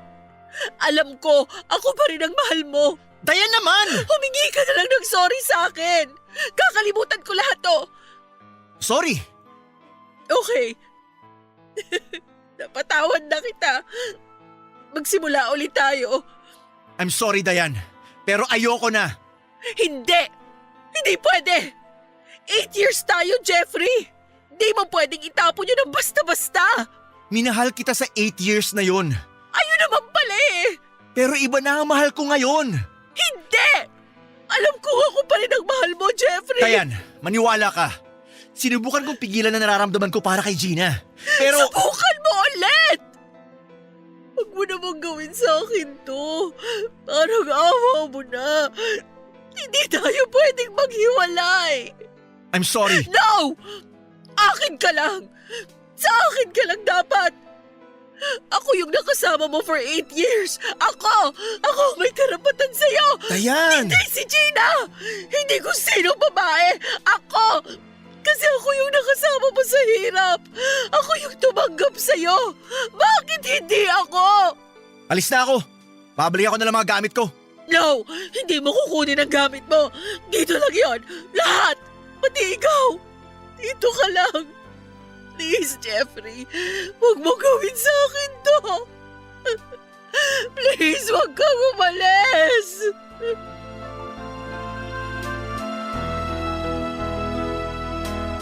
Yung 8 taon naming tinapon lang ni Jeffrey dahil sa katrabaho niyang si Gina. Ilang beses ako nagmakaawa sa kanya na huwag niya akong iwan. Pinilit kong ibalik sa kanya lahat ng masasayang alaala naming dalawa sa loob ng 8 taon. Pero tinalikuran niya lamang ako. Lumabas siya ng pintuan namin at wala na akong nagawa kundi ang umiyak na lamang. Mag-isa kong inalala lahat ng nangyari sa 8 taon namin. Hindi ako makapaniwala na nagkaroon ng hangganan ang inaasahan kong forever. Nakilala ko si Jeffrey sa birthday party ng pamangking ko na inorganize ko sa isang fast food. Siya ang dating manager doon. Hindi ko naman siya gusto noong una pero noong nakasama ko pa nga siya Nang mas matagal ay doon na ako na-attract sa kanya. After nga ng birthday ng pamangking ko ay inaya na niya akong mag-date at iyon ang simula ng relasyon namin. Sa unang taon pa nga lang ng relasyon namin ay nagsama na kaagad kami. Sigurado naman kasi kami noon sa isa't isa. 8 taon papadudot. 8 taon ang naging relasyon namin at sa 8 taon na yon ay naghintay ako ng proposal sa kanya pero hindi niya ginawa. Sinabi niya na i-enjoy pa raw muna namin ang isa't isa. Nagtiwala naman ako na balang araw ay aayain na niya akong magpakasal. Nangarap din ako magkaroon ng anak. Sinabi ko yon sa kanya pero hindi pa siya ready. Nagtampo man ako ay inunawa ko na lamang. Sinabi rin kasi ng mga kakilala ko na maghintay pa ako kasi matagal daw bago maging ready ang mga lalaki pagdating sa pagpapamilya. Pinagpills pa nga niya ako noon para lamang masiguradong hindi niya ako mabubuntis. Nalungkot ako noon dahil sa kahit aksidenteng pagbubuntis man lang sana mangyari sa akin. Pero naharang ngayon. Kaya nga sa 8 taon na relasyon namin kaming dalawa lang ang magkasama. Kaya sa kanya ko ibinuhos ang buong buhay ko pero mali pala ang ginawa kong yon. Dahil makalipas ang 8 taon ay nag-decide siyang piliin ang iba at iwanan ako. Hello, Jeffrey. Ay, ano na naman ba, Dayan? Kumusta ka na? Dapat di ka na tumatawag. Birthday mo na next week ah. Saan ka magsi-celebrate? Dito lang sa bahay, kasama si Gina. Maghahanda ka ba? May inuman ba? Dayan, ano ba? Nag-check kasi ako ng mga picture natin sa phone ko. Naaalala mo ba nung nag-celebrate tayo ng birthday mo sa Ilocos? Sabi mo nun, yun na yung pinakamagandang birthday mo. Noon yun. Para sa akin, yun ang pinakamasayang araw ng relasyon natin. Dayan, may gagawin pa kasi ako eh. Teka lang. Sabihin mo na kung ano pa kailangan mong sabihin. Busy talaga ako eh. Kumain ka na ba? Ano ba namang tanong yan? Alam ko kasi madalas kang nagpapalipas ng gutom, lalo kapag hindi ka nabibilinan. Kumain na kami ni Gina kanina. Nag-date kami. Anong kinain mo? Pagkain! Hanggang ngayon, benta pa rin sa akin ang mga joke mo. Hindi naman ako nagbibiro eh. Pwede ka ba bukas? Kasi magluluto ako ng bakareta. Alam ko, paborito mo yon. Dayan, hindi mo ba maintindihan na di na tayo pwede magkita ulit? Nakapag-grocery na kasi ako. Medyo marami yung nabili ko. Naisip ko, i-invite ang ate mo at mama mo para magsalo-salo ulit tayo tulad ng dati. Busy ako bukas. Ano bang gagawin mo bukas? Pupunta kami sa OB-GYN ni Gina. May sakit ba siya? Buntis siya. Ganun ba? Kaya sana tumigil ka na. Tanggapin mo na, Dayan. Tapos na tayo. Dati sabi mo, hindi ka pa handang magkaroon ng anak. Dati yun. Bago pa lang ang relasyon ninyo pero nabuntis mo na agad siya. Naramdaman kong ready na ako eh. Bakit sa akin hindi ka naging ready? Ay, sinasaktan mo lang ang sarili mo sa mga tanong mo eh. Namimiss na kasi kita eh. Ang hirap mag-isa. Ang hirap nang wala ka. I'm sorry sa nagawa ko. Magsimula ulit tayo. Kung gusto mo, tatanggapin ko pa yung magiging anak ninyo ni Gina para… Kaya hindi ka ba titigil? Gina? Oo, ako nga. Nakakairita ka na ha? Gusto ko lang namang kausapin si Jeffrey eh. Hindi. Tama na. Gumising ka nga. Hindi ka na babalikan ni Jeffrey kasi ako na ang mahal niya. Hindi. Hindi totoo yan. Ano ba kailangan namin gawin para matanggap mong tapos na kayo? Hindi ko matatanggap. Kasi sa akin siya. Anong sayo? Di ba nga tinapos na niya ang relasyon niyo? Ano pa bang hindi mo maintindihan doon? Alam ko naguguluhan lang siya. Malinaw na sa kanya ang lahat. Ako na ang mahal niya. Tapos na kayo, Dayan. Gumising ka. Hindi. Alam ko, may pagmamahal pa rin siya sa akin. Ano ka ba naman, Dayan? Alam ko nagiging tanga ang tao sa si Jeffrey, Gina. Ibalik mo na siya sa akin. Wala akong ibabalik sa'yo kasi siya naman ang kusang pumunta sa akin. Ako ang pinili niya, hindi ikaw. Please, Gina. Maawa ka naman sa akin. Maawa ka sa sarili mo. Mukha ka nang ang tanga sa ginagawa mo eh. Gina! Tapos itong usapang to. Huwag ka na ulit tatawag kung ayaw mong makarinig ng di maganda. Gina? Gina!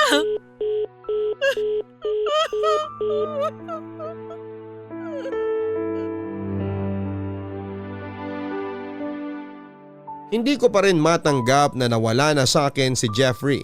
Sa loob ng 6 na buwan ay patuloy ko siya noong ginagambala. Panay noon ang tawag at text ko kahit na hindi niya ako nire-replyan. Masaya na ako noon na marinig na nagre-ring ang phone niya kahit na hindi niya sinasagot.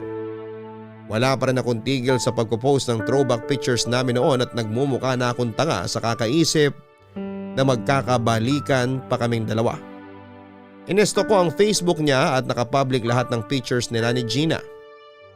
Hindi ko na dapat yon titignan pero hindi ko mapigilan ang sarili ko noon kahit sobrang miss ko na si Jeffrey. Kaya kahit masakit noon na makita silang naglalambingan sa mga pictures nila ay tiniis ko. Nalungkot ako kasi ni minsan ay hindi ako pinost ni Jeffrey. Sinabi niya sa akin na gusto niya ay private lang ang relasyon namin para walang makialam. Kapag may mga tinatag ako sa kanya sa Facebook dati ay hindi niya ina-approve sa timeline niya o kaya ay tinatanggal niya ang pagkakatag sa kanya. Naisip ko dati na hindi ba siya proud sa akin at doon ko na-realize na baka mas minahal niya talaga si Gina kesa sa akin. Marami siyang nagawa para kay Gina na hindi niya ginawa sa akin. Nagalit ako kasi yung mga hiniling ko sa kanya na gawin niya ay ginawa niya para kay Gina. Napatanong na lang ako kung ganun ba katindi ang pagmamahalan nilang dalawa kumpara sa amin. Papadudot hindi ko noon alam kung paano malalagpasan ang sakit sa pagkawala ni Jeffrey sa akin. Hindi ko rin alam noon kung bibitaw na ba ako o kakapit pa. Ang utak ko madalas nang sinasabi sa akin noon na tumigil na. Pero hindi sumusunod ang puso ko. Para akong pinapatay noon kapag iniisip kong hindi ko na makakasama sa mga susunod na stage ng buhay ko si Jeffrey. Sinisisi ko ang sarili ko kasi pinaikot ko sa kanya ang mundo ko. Kaya nung iniwanan niya ako ay hindi ko na alam kung paano magsisimula ulit. Naging crew si Gina sa fast food kung saan ay dating manager si Jeffrey. Nalaman ko na niligawan niya noon si Gina pero binasted siya dahil kaka-break lang ni Gina noon sa long-time boyfriend niya. Doon naman ang ligaw sa akin si Jeffrey. Nag-resign si Gina sa fast food na yon at nag-ibang bansa. Makalipas ang ilang taon ay bumalik siya ng Pilipinas at wala siyang naipon kasi na-invest niya sa isang pyramid scheme. Nagkita ulit sila ni Jeffrey noong nag-apply si Gina sa bentahan ng gadgets sa isang mall kung saan ay manager si Jeffrey. Natanggap si Gina at doon na nagsimula ang pagkakamabutihan nila. Nalaman ko rin na si Gina ang unang nagparamdam kay Jeffrey. Nung una naman daw ay umiiwas si Jeffrey pero hindi niya napigilan kasi matagal din siyang nagkagusto kay Gina. Hindi raw alam ni Gina na kami pa noon ni Jeffrey. Nung na-inlove na raw si Gina sa kanya ay saka umamin si Jeffrey na ka-live-in na niya ako noon. Kahit ganoon ang nalaman ni Gina ay hindi pa rin siya umiwas kay Jeffrey. Pinagpatuloy nila ang relasyon nila ng palihim. Pero sabi nga nila ay walang sikretong hindi nabubunyag. May mga katrabaho sila na nakakita sa kanilang dalawa na nag-check-in sa mga motel. Naging laman sila ng chismis sa kanilang trabaho. Nagkahiwalay sila pansamantala dahil winarningan na sila ng pamunuan ng opisina nila. Pero siguro talagang na-fall na sila sa isa't isa. Sinakripisyo ni Gina ang trabaho niya at nag-resign siya para matuloy lamang ang relasyon nila. Habang si Jeffrey naman ay ginawa ang lahat maitago lang sa akin ang namamagitan sa kanila ni Gina. Ang hindi niya alam ay matagal ko nang iniimbestigahan ang tungkol sa kanilang dalawa ni Gina. At nung sinabi ko na yon sa kanya, imbis na humingi ng second chance sa akin, ay mas pinili niyang bitawan ako. Kahit nagmamakaawa na ako sa kanya. Hindi pa rin siya nakinig at na in love na nga siya kay Gina, hindi na ako nakalaban doon.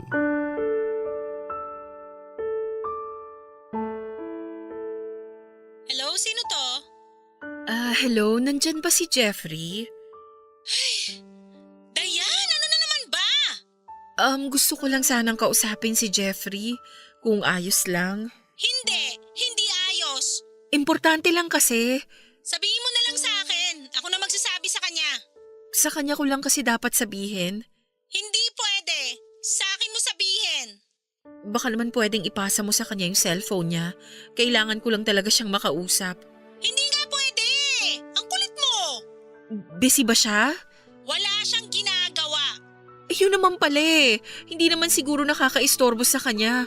Kaya please, iabot mo na lang yung cellphone para naman makapag-usap na kami. Naririnig mo ba ang sarili mo, Dayan? Nakikiusap ako sa'yo. Importante lang itong sasabihin ko sa kanya. Importante? Sasabihin mo na naman ba na bumalik na siya sa'yo? Sasabihin mo na naman na namimiss mo na siya? Pipilitin mo na naman ba siyang makipag-ano sa'yo, ha? Hindi. Hindi ko ipapasa sa kanya tong cellphone hanggat hindi mo sinasabi sa akin kung anong kailangan mo sa kanya ngayon. May mga dumating kasing in-order niya online eh. Naisip ko, iabot sa kanya. Magsisinungaling ka na naman? Hindi ako nagsisinungaling. Lahat ng in-order niya online naka-address na dito sa bahay namin. May mga iba kasing na-late ang dating. Mga in-order niya nung kami pa. Ay, wow talaga? Halos isang taon bago dumating yung mga in-order niya? Grabe naman, Dayan. Kung magsisinungaling ka, galingan mo naman. Bakit ba pinagdadamot mo si Jeffrey sa akin ha? At bakit hindi? Wala na kayo. Malamang aangkinin ko na siya. Una siyang naging akin. Naging. Ibig sabihin, tapos na. Kami na ngayon, yun ang mahalaga. Inagaw mo lang siya sa akin. Di ko siya maaagaw kung di siya nagpaagaw. Ako ang pinili niya. Ang lakas talaga ng loob mo, Gina. Kabit ka lang. Dati yon. Girlfriend na niya ako ngayon. Naging kabit ka pa rin. Yan ba ilalaban mo? O sige, paano ako naging kabit hindi naman kayo kasal? Nakipag-live-in lang siya sa'yo. Huwag kang masyadong malakas ang loob dyan. Para na kaming mag-asawa noon, 8 taon kami. Lagi mo nalang pinaglalaban yung 8 taon nyo. Tapos na yan. Dahil sa'yo. Kaya nga, di ko naman tinatanggi, no? Para kang nauubusan ng lalaki. Ang dami namang iba dyan. Bakit si Jeffrey pa? Eh, ano pang magagawa ko? Di ko na control feelings ko. Na-in-love ako eh.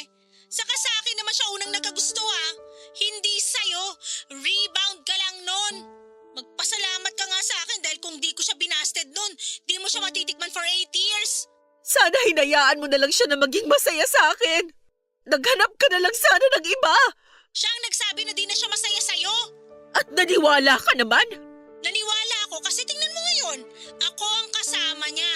Kung masaya siya sa'yo, bakit nandito siya at hindi siya sa tabi mo? Kasi pinipigilan mo siyang bumalik sa akin. Pinipigilan? Patawa ka ha? Ilang beses ko na siyang pinabalik sa'yo kung alam mo lang. Siya nagsabi sa akin na di ka na niya mahal. Hindi totoo yan. Gawa-gawa mo lang yan para saktan ako. Ikaw lang ang gumagawa ng dahilan para masaktan ka. Pag-move on ka na. Hindi pa huli ang lahat sa amin ni Jeffrey. Alam kong matatauhan din siya. Girl, ikaw na sana ang matauhan. Tapos na kayo. Huwag kang tanga. Mababawi ko rin siya sa'yo. Marirealize niya rin na ako ang totoong mahal niya. Huwag mo na nga sana mangyayari pa yan, Dayan. Magkakaanak na kaming dalawa. Pwede pa kayong maghiwalay. Ikakasal na rin kami.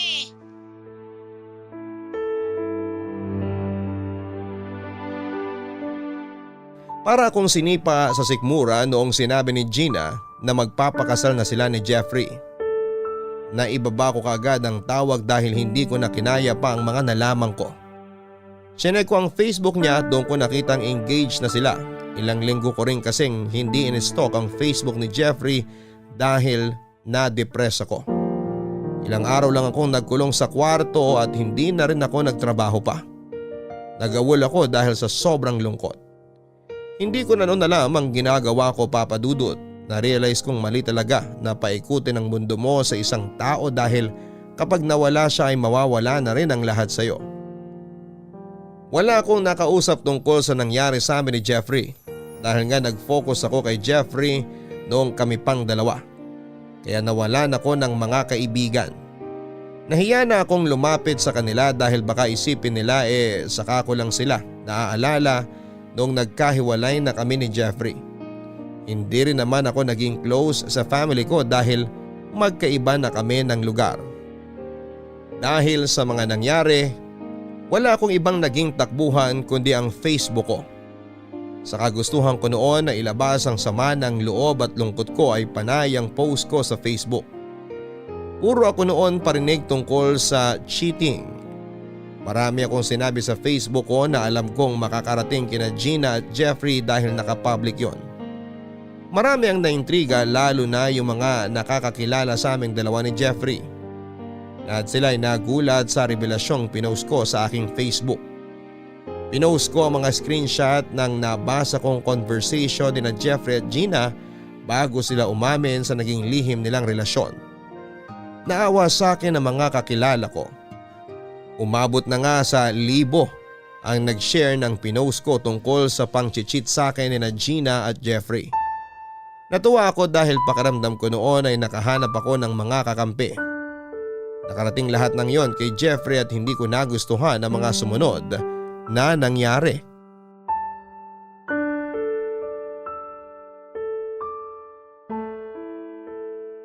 Hello, Jeffrey? Napatawag ka. Akala ko hindi ko na ulit maririnig ang boses mo eh. Mag-usap tayo. Sure, saan mo gusto? Pwede ka bang pumunta rito sa bahay? Hindi ako pupunta dyan.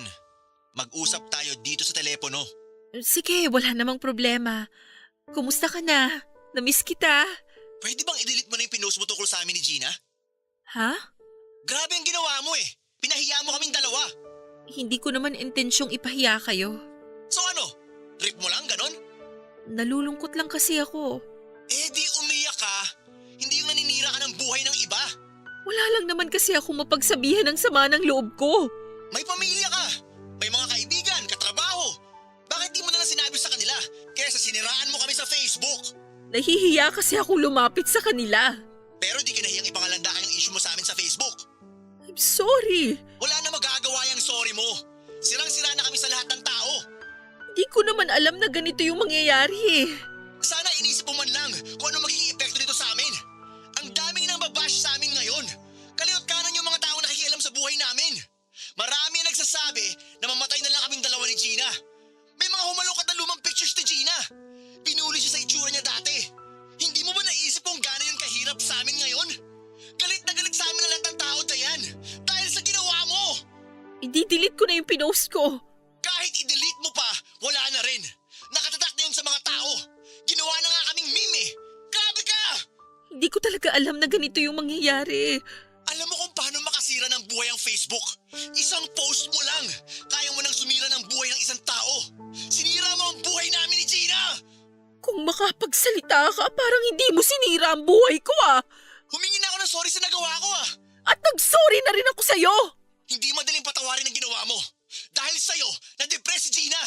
Dahil sa'yo, munti ka na siyang makunan. At ako, paano naman yung kalagayan ko? Naisip mo bang dahil sa ginawa nyo na-depress ako?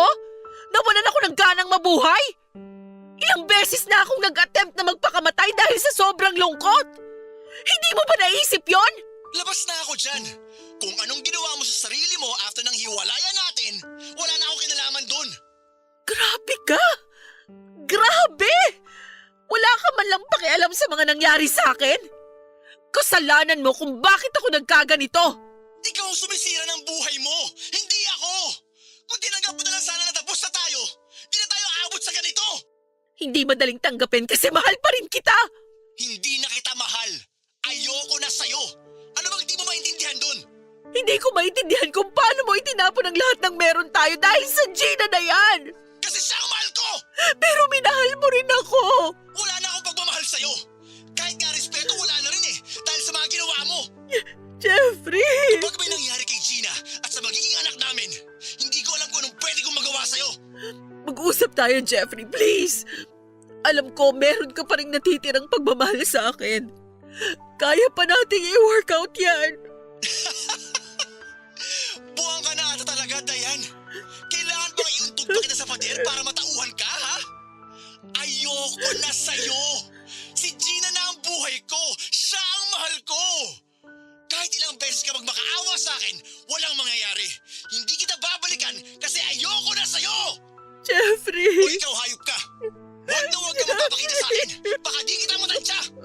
Baliw! Baliw!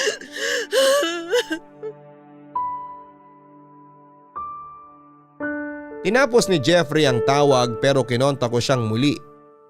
Gusto ko pa sana siya noong kausapin at nagsorry ako sa kanya para hindi na siya magalit pa, pero pinagmumuran niya lamang ako.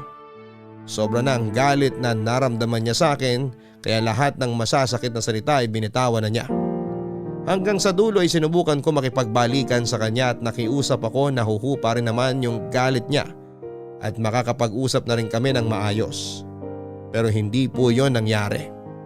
Nakonsensya ako sa nagawa ko at dinilit ko ang post ko tungkol sa kanila ni Gina sa pag-asa na mapatawad nila ako.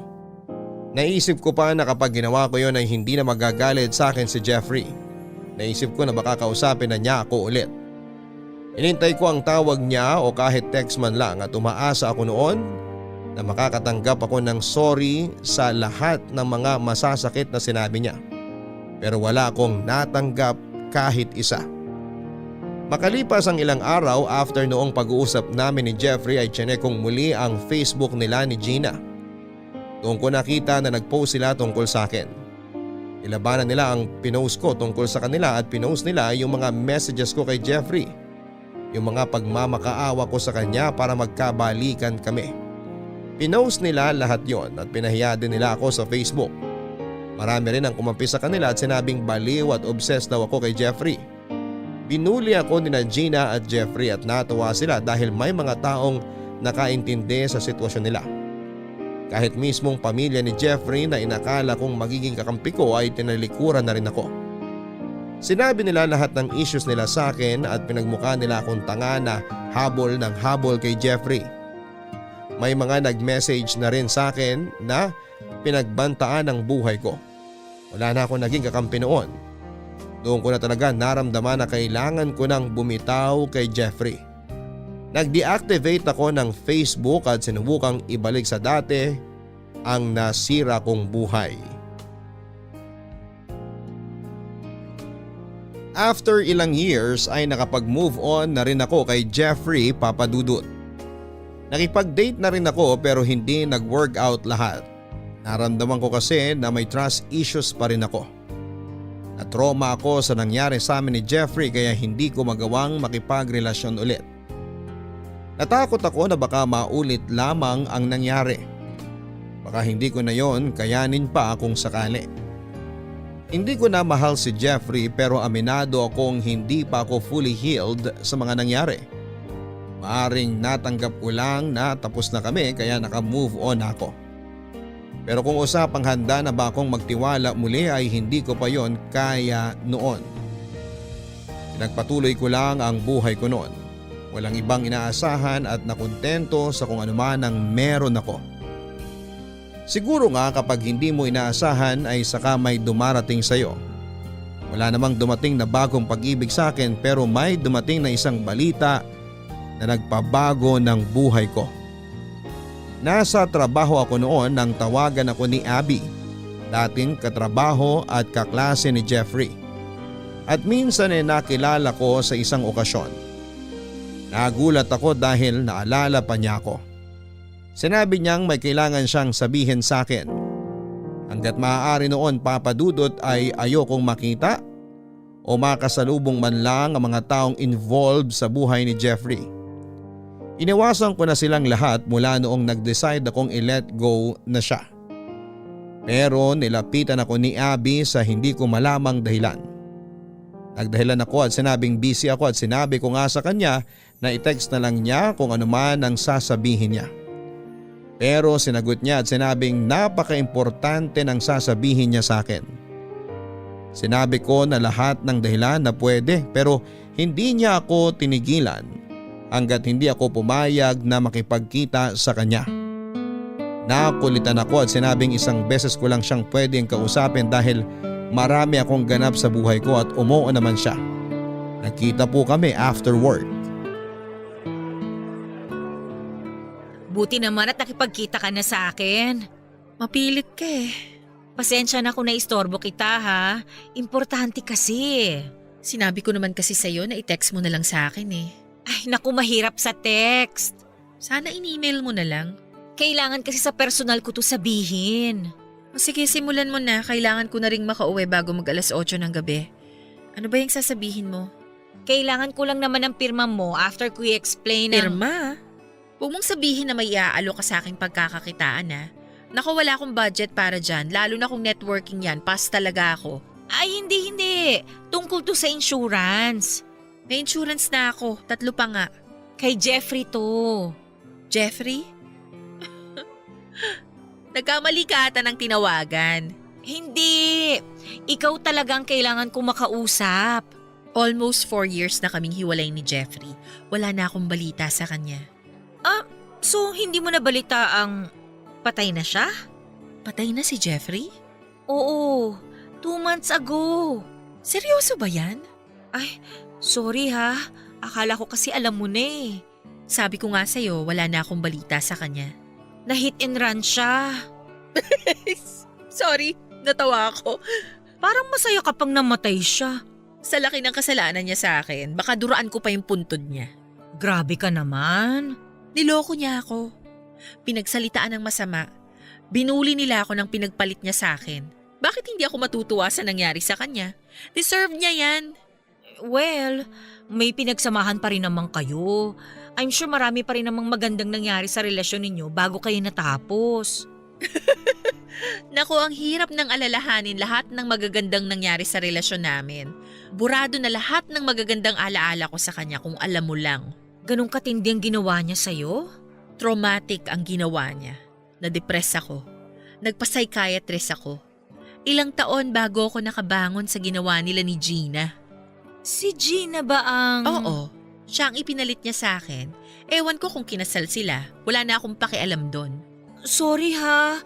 Hindi ko kasi alam kung anong nangyari sa inyo eh. Akala ko nga kayo pa rin eh. Hindi mo ba nakita sa Facebook niya na ibang babae na ang pinopost niya? Wala kasi akong Facebook. Kung kailangan naming mag-usap through email lang lahat talaga. Tsaka puro reminder lang sa payment niya. Teka, ikaw yung agent niya sa insurance, diba? Oo, ako nga. Naaalala ko na. So anong meron? Bakit kailangan mo akong kausapin? Kasi ikaw ang sole beneficiary ni Jeffrey. Ha? Oo, mukhang hindi niya na-update ang beneficiary niya eh. Ang labo Sinubukang i-process ng kapatid niya yung insurance niya a week after ng libing ni Jeffrey. Pero hindi nila makuha dahil ikaw nga lang yung nakalista bilang beneficiary niya. Ganun katanga si Jeffrey para hindi ayusin yung insurance niya? Baka nakalimutan lang talaga na ikaw yung inilagay niya. Ay, tanga nga! So kailangan mo i-process to para makuha mo na. Magkano ba yan? 2 million pesos. 2 million? Isipin mo na lang, kabayaran niya to sa lahat ng ginawa niyang mali sa'yo. Nagulat talaga ako sa mga nalaman ko kay Abby.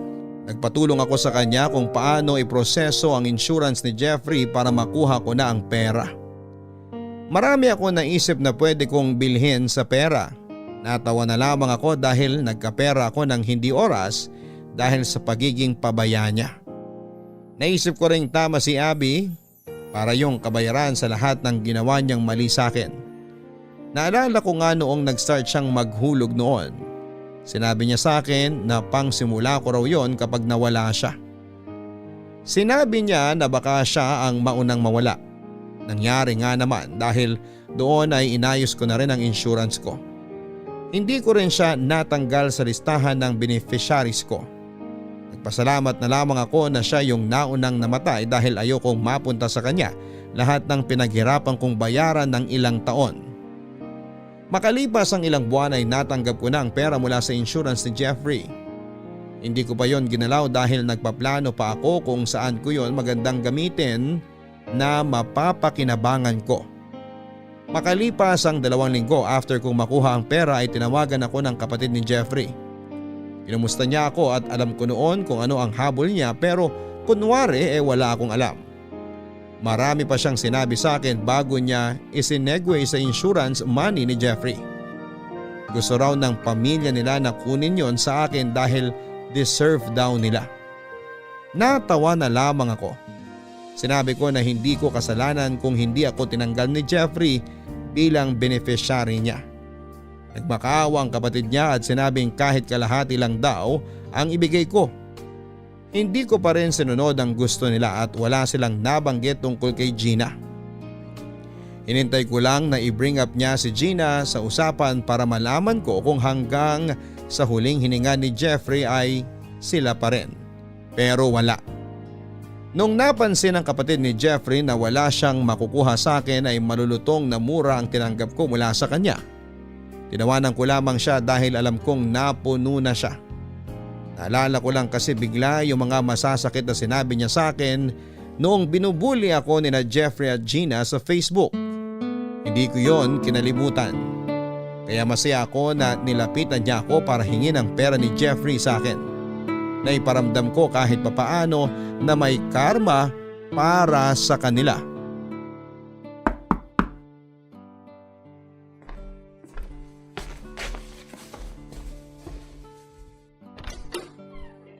Gina? Hi Dayan, kamusta? Masaya. Ikaw? Mukhang nagluluksa ka.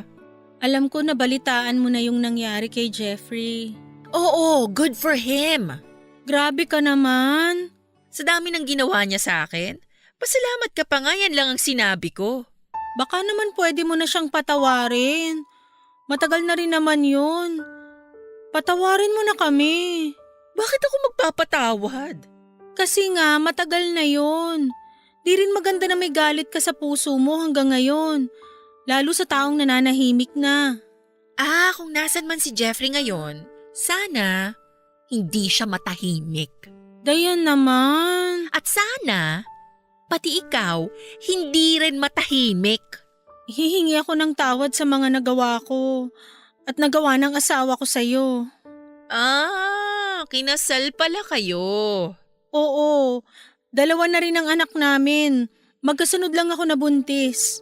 Ang hilig Kaya nga ako lumapit sa'yo eh. Parang alam ko na kung bakit. Alam kong alam mo nga. Kung tungkol yan sa insurance money na iniwan ni Jeffrey. Please, Dayan. Sana mabigay mo yun sa akin. Sa amin ang mga anak ko. At bakit? Kasi kami naman yung dapat mapagbigyan nun eh. Kasal kami. May mga anak kami ni Jeffrey na kailangan kong buhayin. Ang bait mo bigla sa akin Dati halos ihampas mo ko sa sahig. Nagmamature rin naman ang tao. Alam ko noon na mali ako. Saka mo lang naman na-realize na mali ka nung nalaman mong nasa akin na ang pera ni Jeffrey. Nakikiusap ako sa'yo, Dayan. Bigay mo na sa akin yung pera. Bakit ko naman gagawin yun? Ako ang beneficiary ni Jeffrey. Matagal na kayong tapos. Hindi lang naalala ni Jeffrey na ayusin yung insurance niya. Nagkamali siya. Kung naalala niya yun dati, malamang tinanggal ka niya. Pwes di ko na kasalanan yun. Maawa ka naman sa mga anak namin. Huwag mong gamitin ang mga anak mo para ibigay ko sa'yo yung pera. Kailangan ng mga anak ko yung pera na yun. Wala akong trabaho, sakitin pa yung bunso ko. Wala na si Jeffrey, wala nang susuporta sa pangangailangan namin. Malaking tulong yung iniwan niyang pera sa'yo para makapagsimula kami uli. Malaking tulong rin sa akin yung iniwan niyang pera para makapagsimula ulit ako ng buhay ko. Sa tingin mo ba kayo lang ang may kailangan? Mas kailangan namin yan, Dayan. Ikaw may trabaho, kaya mong suportahan ang sarili mo. O edi magtrabaho ka rin? Parang kasalanan ko na may trabaho ako Wala kang anak na kailangang buhayin. Ako meron. Bakit ako ba nag-decide na gumawa kayo ng anak ni Jeffrey? Kukonsensyahin mo ako sa isang bagay na kayo naman ang may gusto? Dayan, please. Desperado na ako. Parang awa mo na. Nahihirapan na ako. Kayo ba naawa sa akin nung pinahirapan niyo ang buhay ko? Ano bang kailangan kong gawin? Gusto mo ba magmakaawa ako?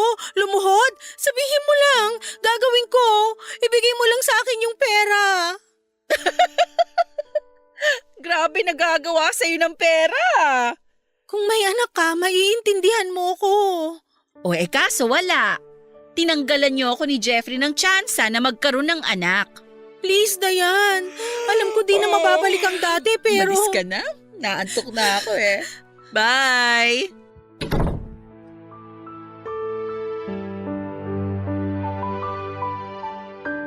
Pinakinggan ko mula sa pintuan si Gina. Alam ko na hindi pa siya umalis noon. Napasandal na lamang ako sa pintuan at nanghina ako sa usapan naming dalawa. Hindi dahil nakaramdam ako ng konsensya kundi dahil bumalik sa akin lahat ng ginawa ni na Jeffrey at Gina sa akin. Hindi ko na hinintay na umalis si Gina sa labas ng bahay ko. Pumanik na ako ng kwarto at doon ay umiyak. Akala ko ay healed na ako sa nangyari pero hindi pa pala. Hindi ko na mahal si Jeffrey, yon ang sigurado ako. Pero yung iniwan nilang sakit at trauma sa akin ay parang hindi ko pa kayang talikuran. Noong nakita ko ang mukha ni Gina ay doon ko na-realize na hindi pa ako handang mag-move on. Hindi ko pa siya napatawad at hindi ko pa sila napatawad ni Jeffrey sa lahat ng ginawa nila sa akin. Nakatulugan ko na ang pag-iyak noon at pagkagising ko ay nakatanggap ako ng mga text kay Gina. Lahat ng pagmamakawa noon ay ginawa na niya para lamang ibigay ko ang pera sa kanya. Hindi rin sila ayos noon ng kapatid ni Jeffrey at nalaman ko kasi na nagkaroon sila ng problema ilang taon na ang nakakaraan. Hindi na rin sila nakapag-usap na dalawa. Ang nabalitaan ko nilayo raw ni Gina ang loob ni Jeffrey sa sarili niyang pamilya. Pinagbawalan daw si Gina na magpadala ng pera si Jeffrey sa pamilya niya. Nakipag-away pa nga raw si Gina sa kapatid ni Jeffrey noong nalaman ni Gina na lihim na nagpapadala ng pera si Jeffrey sa kanila. Napailing na lamang ako sa gulo na sinapit ng buhay ni Jeffrey mula noong naging sila ni Gina. Samantalang kami noon ay payapa ang buhay niya. Nakasundo ko ang pamilya niya. Madalas nga noon ay nag-aambag ako ng ipapadala niya sa pamilya niya. Kaya hindi ko lang maintindihan noon kung bakit mas kinampihan nila si Gina noong nagkahiwalay kami ni Jeffrey. Hindi ko alam pero pakiramdam ko noon ay si Gina ang naging karma nila sa ginawa nila sa akin. Hindi ko pa ginalaw ang perang naiwan sa akin ni Jeffrey, Papa Dudut. Marami ang nagsabi sa akin na i-invest ko raw sa properties pero hindi ko po yon ginawa. Nakatenga lamang yon noon sa bangko at may sarili naman akong ipon kaya hindi ko kailangang galawin noon ang perang yon. Mula nung nakuha ko ang perang yon ay na-stress lang ako sa buhay ko. Paano ba naman kasi hindi na ako tinantana noon ni Gina, talagang gusto niya noon na makuha ang pera. Nakipag-negotiate pa nga siya sa akin na kahit kalahati lang daw yung makuha niya. Sinaraan pa nga niya ang kapatid ni Jeffrey at akala kasi niya noon ay pinapaboran ko ang kapatid ni Jeffrey. Isa pa yon, Papa Dudut. Sandamakmak na mura ang inabot ko sa kapatid ni Jeffrey dahil ayaw ko siyang bigyan ng pera. Natawa na lamang ako sa mga nangyari sa kanilang dalawa dahil lang noon sa pera parang naulol na sila. Kaya nga hindi ko pa ginalaw ang perang yon dahil marami pa akong inaabangang gagawin nila. Nakailang tawag sa akin si Gina at naalala ko tuloy nung mga panahong tinatawagan ko pa si Jeffrey. Nagmukha akong tanga noon. Binaba ko ang sarili ko para lamang makipagbalikan si Jeffrey. Tapos si Gina naman ang gumawa noon sa akin after ilang years. Siya naman nagmukhang tanga kakahabol sa akin para sa pera. Nakiusap siya na makipagkita sa akin. Gusto niya akong kumbinsihin noon na bigyan siya kahit kaunti lamang. Pinagbigyan ko siya, Papa Dudut. May naisip din kasi akong gawin noon kaya pumayag ako. Sinabi ko na magkita kami sa isang kainan na malapit sa motel kung saan ko nalaman na may relasyon na sila noon ni Jeffrey. Hindi naman siya tumanggi at talagang nakita kong porsigido siyang kunin ang perang naiwan sa akin ni Jeffrey. Nagpaka-late pa nga ako na dumating. Pinaghintay ko siya ng ilang oras. Akala ko noon ay susuko na siya pero talagang hinintay niya ako. Buti naman at dumating ka. Ayoko nga sana eh. Ang kulit mo lang kasi. Sorry, nangangailangan lang talaga ako. Alam ko. Balita ako nilapitan ka raw ng kapatid ni Jeffrey. Oo. Hinihingi rin ba niya sa'yo yung perang iniwan ni Jeffrey? Oo. Huwag mo ibigay sa kanya ha. Demonyo yung kapatid ni Jeffrey. Galit ako sa kanya sa ginawa niya sa akin. At ikaw, Santo? Hindi ko naman sinasabing ganon. Parehas lang kayong hinihingi ang insurance money ni Jeffrey. Pero mas may karapatan ako kaysa sa kanya. Siya yung kapatid. Siya yung kadugo. Ako naman yung asawa. May anak din kami. Anong laban niya? Pareho naman kayong walang laban sa pera ko. Pera ni Jeffrey! Wala na si Jeffrey eh. Nasa akin na yung pera niya ngayon. Kaya nga sana, makonsensya ka. Ewan ko ba kung bakit ako nakipagkita sa'yo? Ang tigas pa rin ang mukha mo para ipamukha sa akin na mas may karapatan ka sa perang iniwan sa akin ni Jeffrey. Kasi yun naman ang totoo. Aalis na lang ako? Sorry, hindi ko sinasadya yung sinabi ko. Masyado lang akong emosyonal. Di ko lang kasi alam ang gagawin ko ngayon eh. Walang-wala na talaga ako, Dayan. Walang-wala ka nga tapos ang yabang mo pa. Kaya nga, sorry na eh. Hindi ko talaga alam kung bakit pa ako nakipagkita sa'yo. Pwede namang tanggihan na lang kita katulad ng ginawa ko sa kapatid ni Jeffrey. Kasi alam ko, naaawa ka sa akin. Uy, hindi ako naaawa sa'yo. Bakit nandito ka? Bakit ka nakipagkita? Gusto kong makita yung pagiging desperado mo. Hindi ko naman pagkakailayan. Desperado na talaga ako. Kaya nga ilang beses na akong lumalapit sa'yo eh. Alam ko di magandang nagawa ko sa'yo dati. Maling-mali ako. Kami ni Jeffrey. Gusto mo talagang makuha yung pera? Kahit nga konti lang iabot mo sa amin. Kahit 1 milyon lang. Sa'yo na 1 milyon. Deserve mo rin naman yun sa lahat ng nagawa namin sa'yo ni Jeffrey. Wow! Alam mo talaga kung magkano ang nakuha ko, ha? Kinonta ko yung agent niya, kaya ako nalaman. Ang galing ah! Ang galing! Sabihin mo lang sa akin kung anong kailangan kong gawin para ibigay mo sa akin yung perang iniwan sa'yo ni Jeffrey. Kaya mong gawin lahat ng gusto ko? Oo! Kakayanin ko, sabihin mo lang. Gagawin kitang personal assistant ko. Yun lang? Kaya ko yan. Sigurado ka? Naging PA na rin ako dati. Alam kong kaya ko yan. Lahat talaga gagawin mo, no? Para sa mga anak ko? Oo. Okay. Mag-start ka bukas na bukas din. Sige. Ihanda mo ang sarili mo. Hindi biro ang gagawin mo.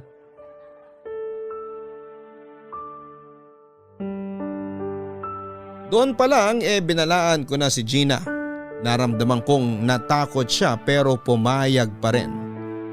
Sinabi ko na may time pa siya para umatras pero desidido siyang gawin lahat ng gusto kong ipagawa.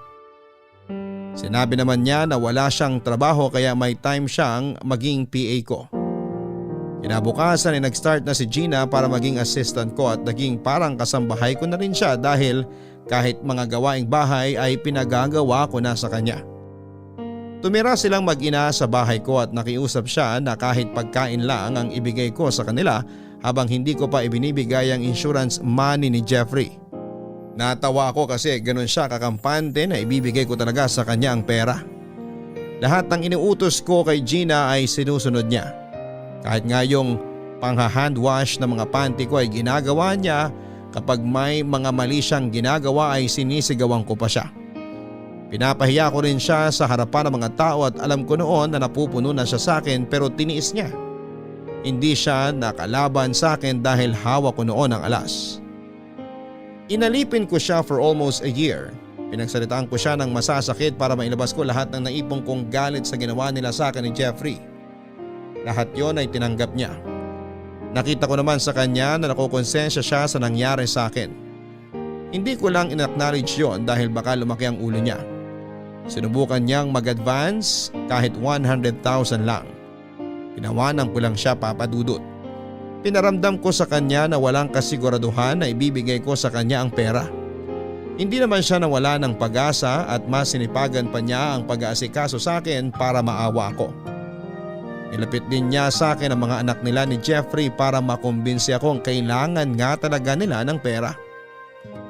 Aminado ako noon na kapag nakikita ko ang mga anak nila ni Jeffrey ay natitrigger ako. Kaya sinabi kong huwag niyang patirahin sa bahay ko ang mga anak nila. Pumayag naman siya at iniwan ang mga anak niya sa nanay niya.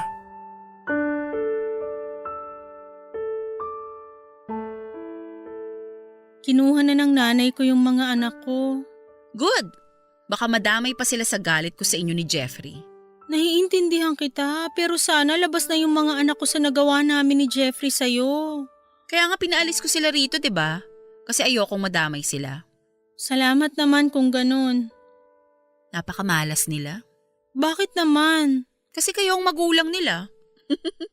Kawawa talaga sila. Hindi man kami naging mabuti sa'yo, pero alam kong naging mabuting magulang kami sa mga anak namin ni Jeffrey. Alam yun ng Diyos. Kilabutan ka naman. Huwag mong gamitin ang Diyos dito. Gusto ko lang patunayan na nagsasabi ako ng totoo.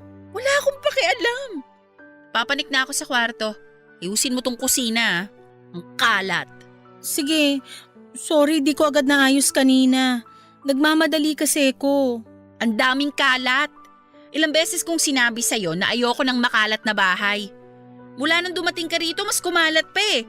Imbis na makatulong ka sa paglilinis, parang walang nangyayari. Sorry Dayan, aayusin ko to. Yung mga kutsilyo, basta-basta mo nilang nilalapag kung saan-saan. Lilinisin ko. O tignan mo tong kutsilyo na to. Bulag ka ba? Hindi mo ba makitang pinamumugaran na ng langgam? Kadiri! Nakalimutan kong ilagay agad sa lababo eh. Kaya hinayaan mong langgamin dito sa kalan. Sorry uli. Mula nang dumating ka rito, puro na lang langgam sa bahay. Hindi mo kasi agad nililinis lahat ng pagkain kumakalat dito eh. Sorry talaga. Ganyan ka rin ba kadugyot sa bahay mo? Siguro pati mga daga katabi na ng mga anak mo matulog. Hindi naman. Linisan mo to ah. I-edit lang ako. Pagkagising ko mamaya, dapat wala na kahit isang langgam dito sa kusina. Oo. Dayan? Ano na naman? Halos 1 taon na ako nagtatrabaho sa'yo. And so? Hindi pa kasi natin napapag-usapan uli kung kailan ko makukuha yung pera ko. Pera ko yun. Oo, pera mo nga. Pero magiging pera ko na yun, di ba? After ko maging assistant mo. Grabe talaga ang pag-a-assume mo, no? Hindi naman ako nag-a-assume. Yun kasi ang napag-usapan natin, di ba? Minamadali mo ba ako? Hindi naman. Pinapaalala ko lang. Hindi ako ulyanin para ipaalala mo lagi. Ngayon ko lang naman uli nabanggit eh. Parang palaban yung tono mo ah. Hindi naman. Kung pagod ka na sa ginagawa mo, umalis ka na lang. Pero paano yung pera? Eh di wala.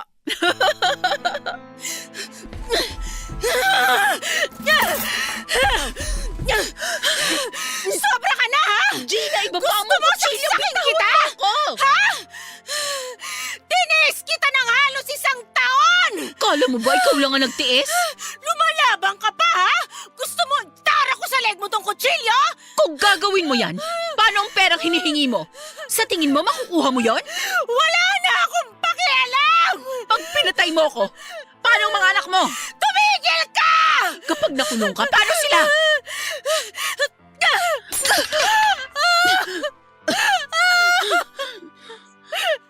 Hindi ko na ginagawa para sa akin! Para to sa mga anak ko!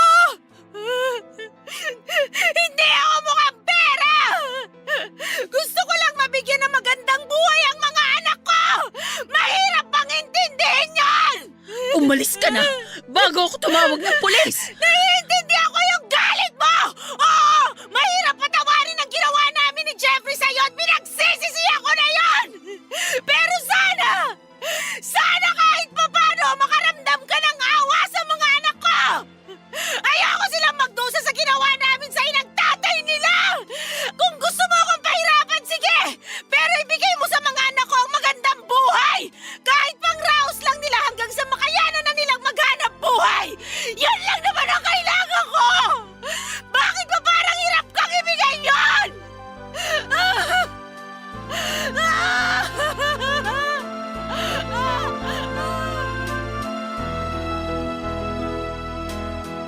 Napahiga na lamang sa kitchen floor si Gina sa sobrang panghihina dahil sa mga nangyari.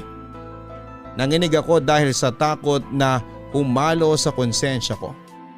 Makalipas ang ilang sandali ay bumangon na noon si Gina at napaatras ako dahil hawak pa niya ang kutsilyo. Nung nakita niya akong natakot ay nilapag niya ang kutsilyo sa lababo at saka umalis. Ilang araw na ring nagpaparamdam si Gina sa akin. Wala na akong balita sa kanya at hindi ko rin siya kinontak pa. Nagpunta ako sa bangko para asikasuhin ang perang iniwan ni Jeffrey. Ang hindi alam noon ni Gina ay pinangalan ko na yon sa mga anak nila ilang buwan nang nakakalipas. Naka-time deposit yon at makukuha nila after ilang years. Wala naman talaga akong interes noon sa perang yon dahil kapag naaalala ko yon ay naaalala ko lamang ang ginawa ni Jeffrey sa akin. Kaya inasikaso ko yon kasama ang lawyer ko para mapunta sa mga anak ni Gina. Alam kong sumobra ako sa mga ginawa kong pang-aalipin kay Gina. Pero ang gusto ko lang noon ay maramdaman niya sa puso niya na totoong nagsisisi siya sa ginawa niya sa akin. At hindi lang dahil gusto niyang makuha ang pera sa akin. Dahil para sa akin noon ay doon ko lang mahahanap ang totoong kapayapaan at kapatawaran. Nakita ko naman yon sa huli naming pagkikita. Hindi man naging maganda ang huling pagkikita namin ni Gina ay naging sapat na yon para matanggap kong nangyari na ang nangyari. Natanggap kong tapos na ang lahat at oras na para magpatawad. Nakatulong na nakita ko at nakasama ang mga anak nila para ma-realize kong marami ng taon ang nasayang dahil sa naipong kong galit. Pero naiintindihan ko ang sarili ko kung bakit ako nakaramdam ng ganon dahil hindi biro ang magpatawad after kong magawa ng mali na mga taong pinagkatiwalaan mo. Sa ngayon ay nagsimula akong muli sa buhay ko. Napakasarap pala sa pakiramdam na wala na akong baong galit sa puso ko. Nakatanggap ako ng isang mensahe kay Gina at humingi ng sorry sa nagawa niya sa akin noong nakaraan. Hindi ko na siya sinagot pa. Hindi na rin siya nangulit sa pera. Sinabi niya na deserve ko rin ang perang yon dahil sa mga nagawa nila sa akin ni Jeffrey. Ang hiniling lamang niya sa akin ay genuine na pagpapatawad para makamove forward na rin daw siya sa buhay niya. Napangiti ako at hindi niya alam na nakahanda na ang pera para sa kanilang mag-iina. Hanggang dito na lamang po ang aking kwento. Ang inyong forever kabarangay, Dayan. Hindi madaling ibigay ang kapatawaran sa isang taong nakagawa sa iyo ng mali. Mas lalong hindi yon madaling ibigay kapag ang taong pinagkatiwalaan mo ang nakagawa ng masama sa iyo. Malaking pagsubok na ibigay ang kapatawaran at walang makapagsasabi kung kailan mo yon maibibigay. Payo lang, ibigay mo yon sa panahong handa ka nang ibigay ang pagpapatawad kapag naramdamang mong totoo na. Mas masarap magpatawad kapag alam mong bukal sa iyong kalooban. Hindi magandang magpatawad dahil yun lang ang dinikta ng lahat. Magpatawad ka kapag naramdaman na ng puso mong handa ka na talaga. Hanggang sa muli, ako po ang inyong si Papa Dudut sa mga kwento ng pag-ibig, buhay at pag-asa sa Barangay Love Stories Number 1. Mga kwento ng pag-ibig, kwento ng pag-asa at mga kwento ng buhay dito sa Barangay Love Stories. Love Stories. Forever. Nagustuhan ng iyong napakinggan? Ituloy yan via live stream sa www.gmanetwork.com/radio. Kabarangay, i-share mo ang iyong barangay love stories. Sabay-sabay nating pakinggan ang iyong kwento ng pag-ibig, buhay at pag-asa. Ipadala lang sa barangaylovestories@yahoo.com.